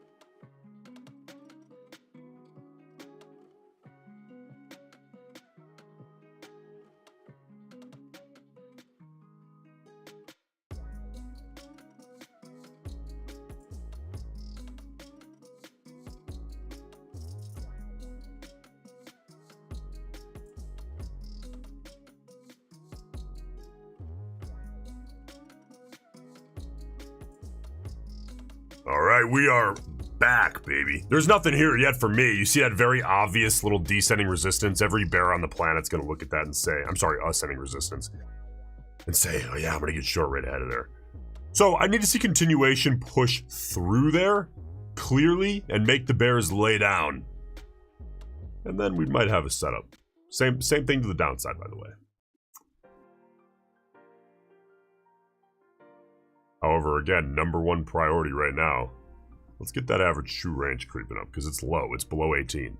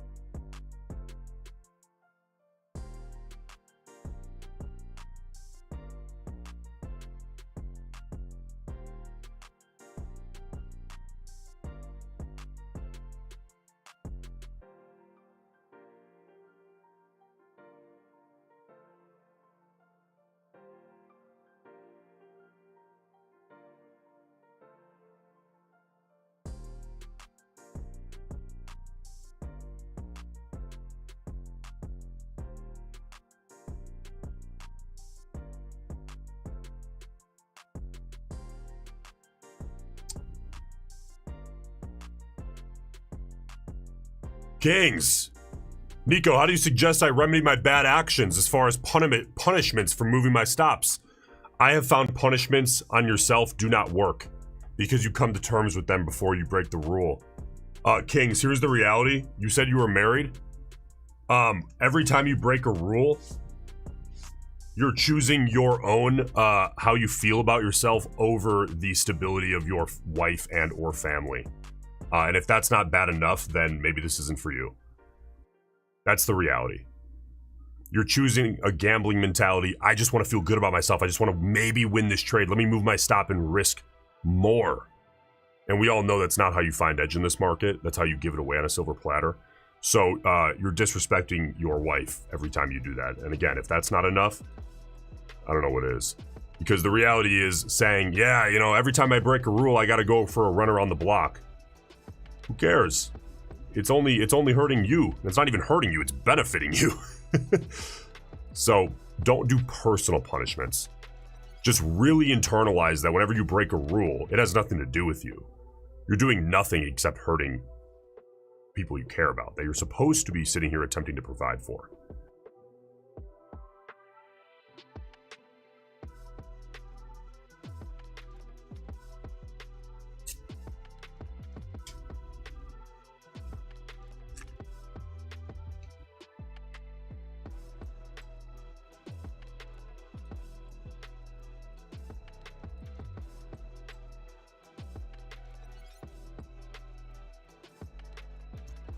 This is a tight little range. You can see a breakout upside or a break downside. We might get a good continuation setup that I would throw on. But right now, this range is a little tight for my taste. But the tighter these ranges get, the higher probability of them breaking out, so.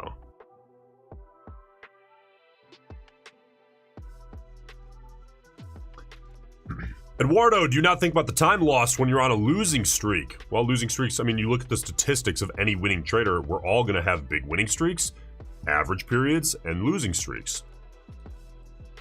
The way I look at it, it's what are the stats saying at the end? And if you start comparing, well, you know, I'm on a big losing streak, I've lost so much time. Well, I would argue that wouldn't you have the same mindset then if you're not that this is a negative thing necessarily, but if you're trading your time for money, like for a salary, isn't that kind of the same thing? I mean, obviously you can't go into work if you're salaried and lose money, which is the difference in trading.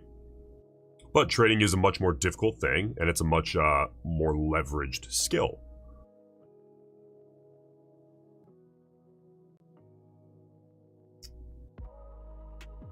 So, no, to answer your question, I don't think too much about the time lost. It's just more like, okay, statistically, I happen to be on a losing streak because it's not a straight line. And it's like, whatever. But I wouldn't even call what this is a losing streak. I've lost 2 trades in a row, whatever. Total. Because I was green yesterday at the end of the day.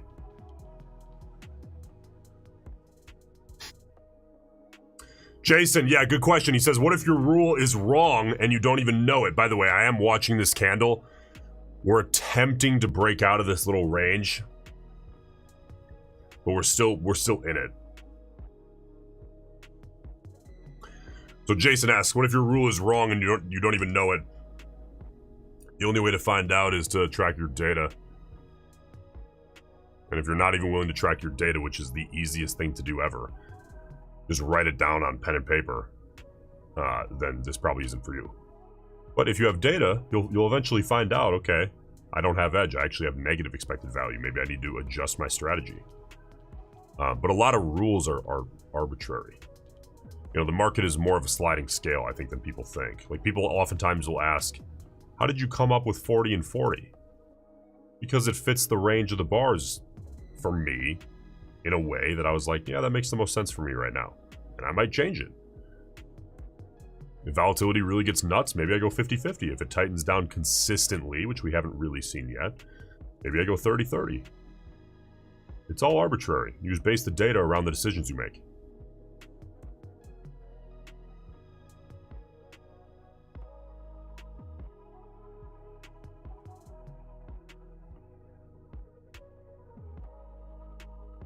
All right, now you see there's a lot of information on the last couple of bars. That last bar, you see that wick down? Clearly.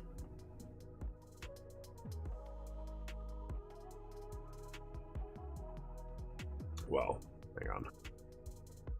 Clearly the bears are looking at this and wicking. We get a test, bears wick it back down. I'm not going to draw that. I'm not a fan of shorting ascending resistance points or buying descending supports. The probability is worse than like the trade we took previously, which was shorting a descending resistance. The probability is much better there, or buying an ascending support. So what I'm most interested right now is if we can get a breakout, a successful breakout, 80% of breakouts fail, with a continuation sequence. Or obviously a curl and a continuation sequence to the downside. Those are my 2 ideas right now that would need to occur for me to put something on.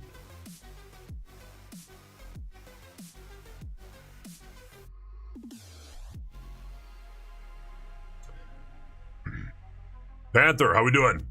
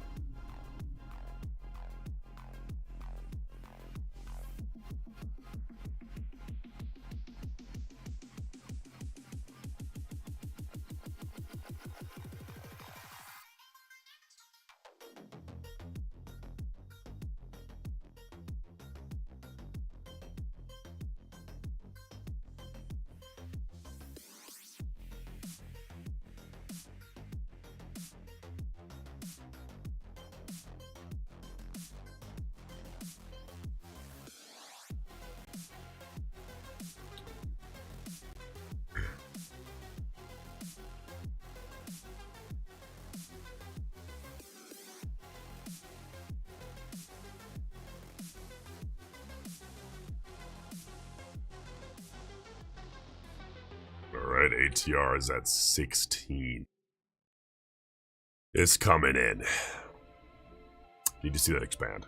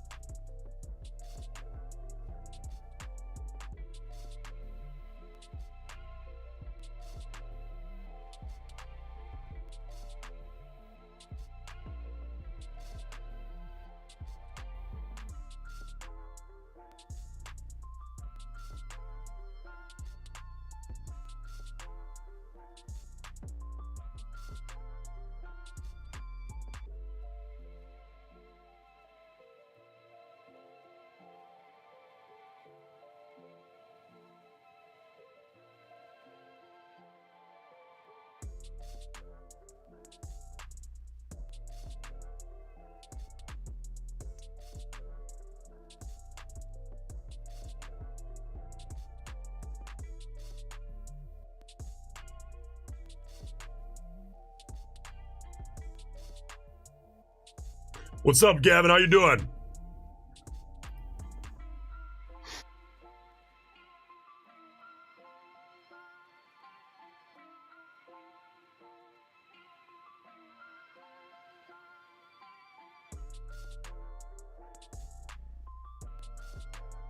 Peter says, I heard somewhere that big institutions, banks, hedge funds don't look at charts for order execution, meaning any line on a chart that we draw is just the pattern that the price action draws based on their flow.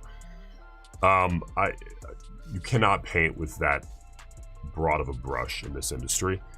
I'm sure. I know traders that do not use charts at all. Mostly these are OGs, old school guys who usually came from the floor, like in Chicago, the pits. They don't use charts at all, which I think is kind of weird, but they just look at price. However, it's I think well established that a lot of institutions, while programming their many algorithms that they swap in and out, they're looking for self-fulfilling prophecies based on the chart. Now, whether or not they actually use a traditional chart like this, or if the algorithm is just visualizing the data that's being fed, it's still looking at it like a chart.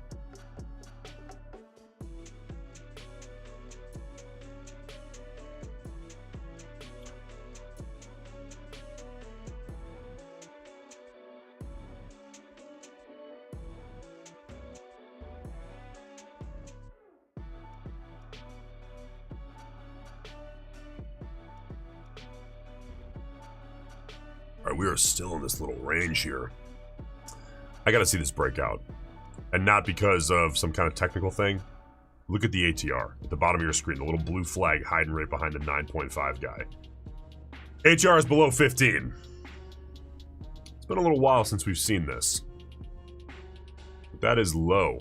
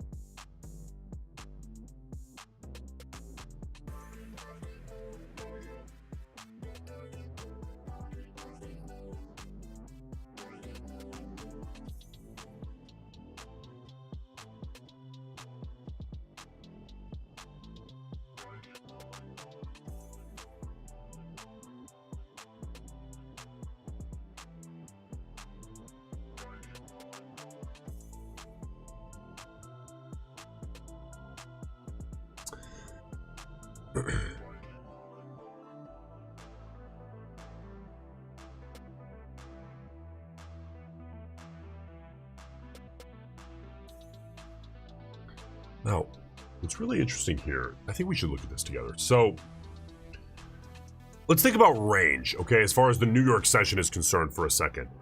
Look here, on the daily chart, bottom of your screen. The range on the current New York session is 320.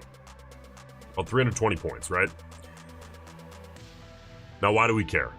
Well, because this is a full body. We had very few wicks. Now, the previous New York session, yesterday, the range was 306, but it was all wick. The previous New York session, the range was 221, 358, 374, 287. So we're somewhere between, on range in the last week, we're between like 220 and 400. Now the range here today, but it's been range days with a lot of wicks. The range today is 326 with almost no wicks. So, two things we need to talk about. First of all, if the rest of today, I'm not taking a trade based on this. I'm just throwing out market inertia ideas. Based on the market inertia, if the rest of today ended up fading hard and pulling back to at least the 50% retracement point, putting in a wick on the daily chart on the New York session, that wouldn't surprise me at all. If we come back tomorrow morning and we're like, yep, look, the rest of the day faded, you shouldn't be surprised by that at all, because we're in a range market. However, if the rest of today ends up flat or slightly higher, or a lot higher, then we come in tomorrow and we start discussing the possibility of a trend market starting to shift. One day is not enough. We've seen that in recent memory, right? Like here, it's not enough. But if the rest of this week we end up seeing bars like this, all of a sudden we're shifting to a trend mentality, which we haven't really seen much as of late. However, right now I'm still thinking, okay, the market needs to prove itself that we're going to be in a trend market, because one day, one little short grindy move higher, barely 1.6% up, driven by a okay CPI number, that's not enough yet. But it's on the table now. We got to start thinking about it. You don't want to be late to the party on the shift. That can kill you.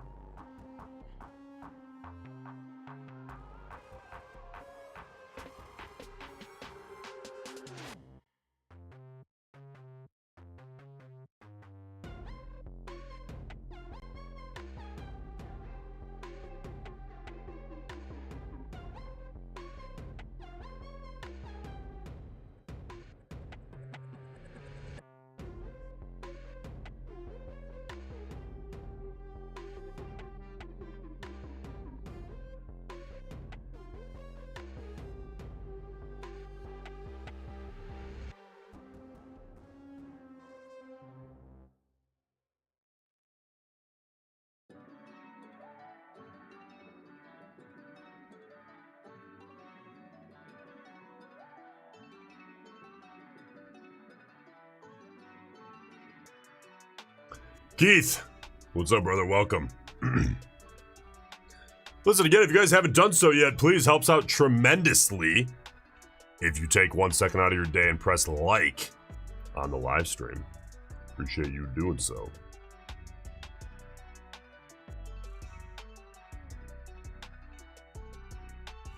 All right, let's see. I don't care who. Let's just see somebody break this out.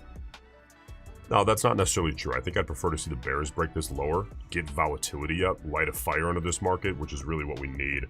A continued slow grind higher, gotta tell you, doesn't help us too much. Because right now, volatility, that ATR is at 15. That's low.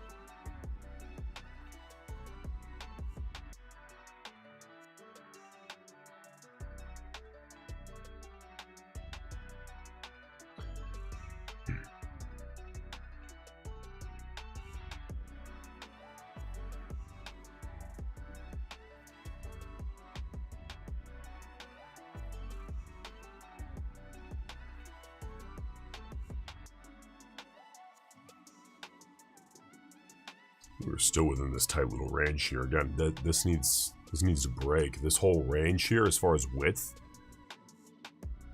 I mean, we're looking at 20 points. If you include that wick, maybe 25 points. That's tight.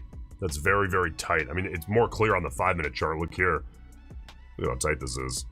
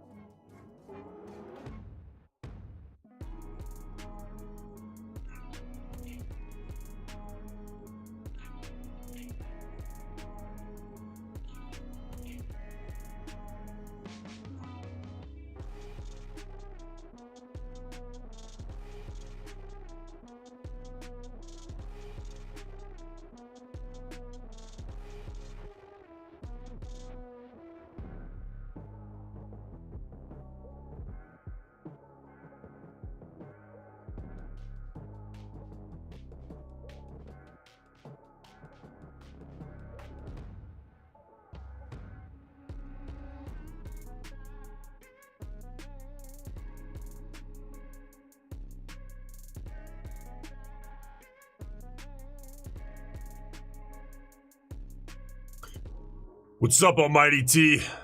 Good to have you. Yeah, listen, if we're ever in need of volatility expansion, downside is the way. If you continue grinding higher, volatility oftentimes just collapses more. Downside lights a fire. Right now, what we need in this market is a fire to be lit. At least today, because again, the reason I say that is volatility is low. Oh goodness, look at the range on that last bar. Another 9-point bar. Again, you start getting below 10, it starts causing problems. So let's see this baby break out here sooner rather than later. Headlines coming in from Trump. Not causing too much movement.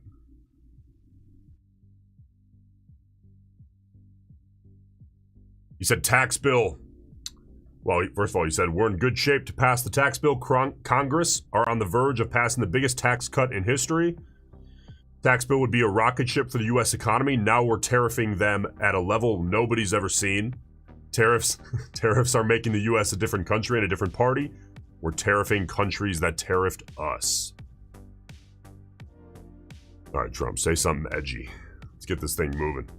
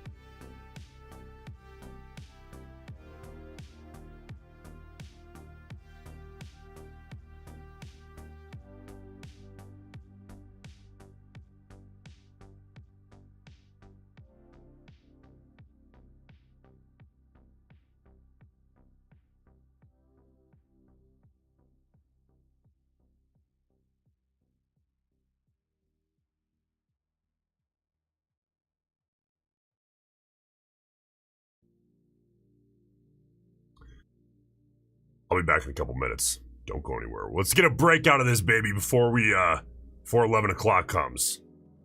I got a feeling. Let's see this thing break out. Back in 2.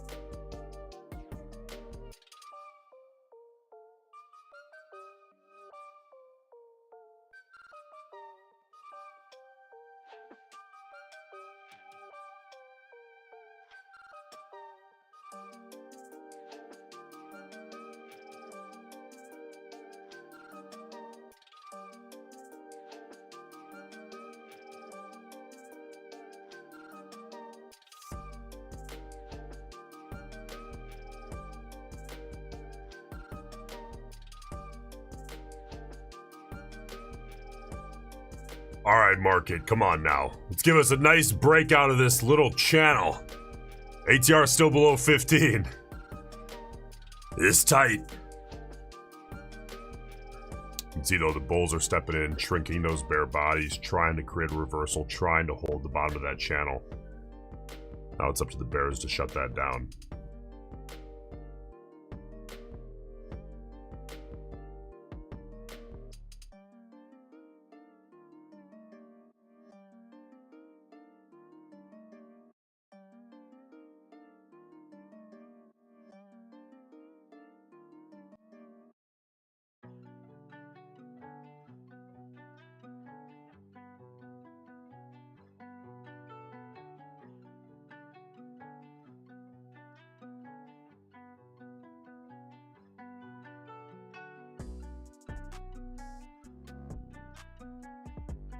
Chris, you didn't get hit out? It looks to me like we wicked.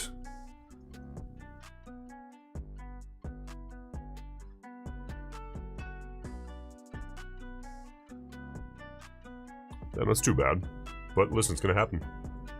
It's gonna happen both ways.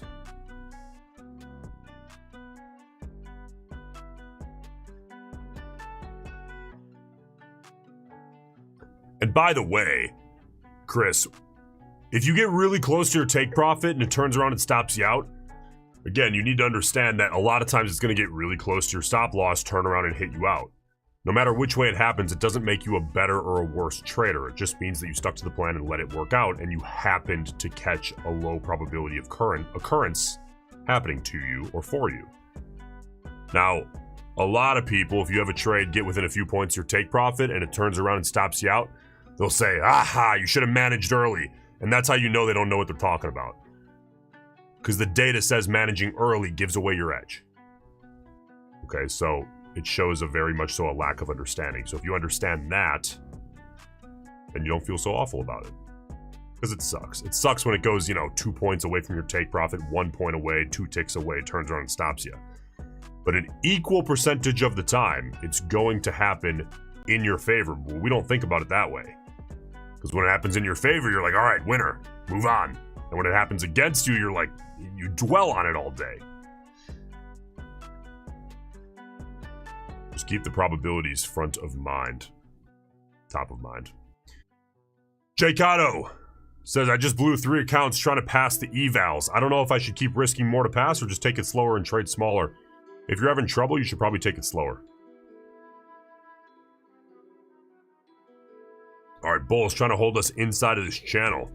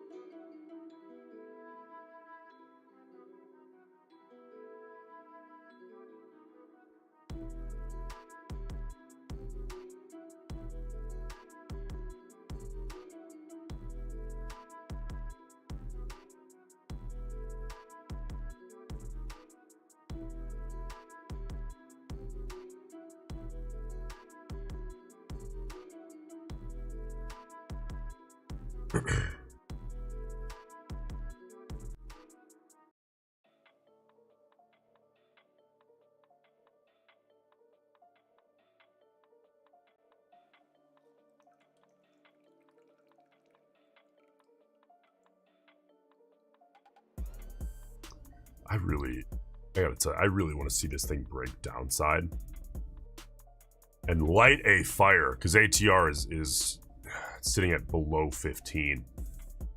That's really tight.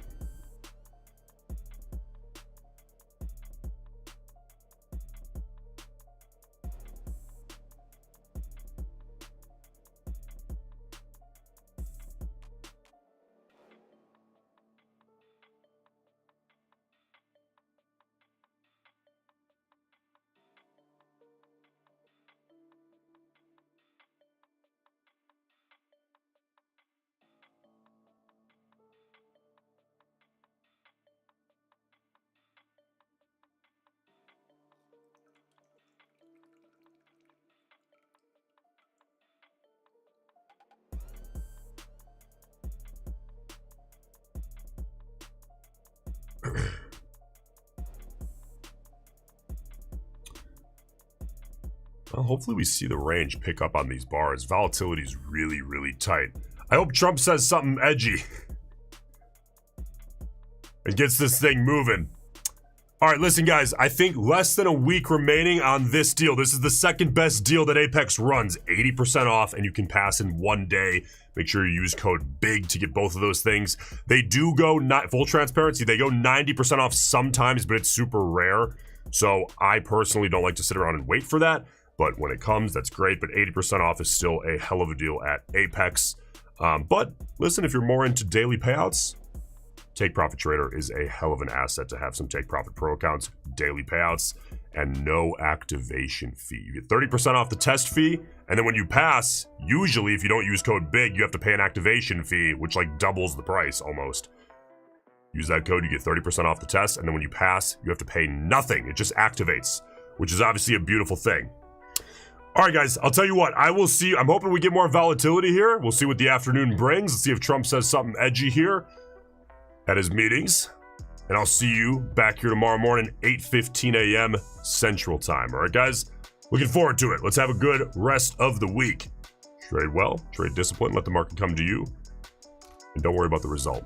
Just put on good trades, accept the outcome, and move on.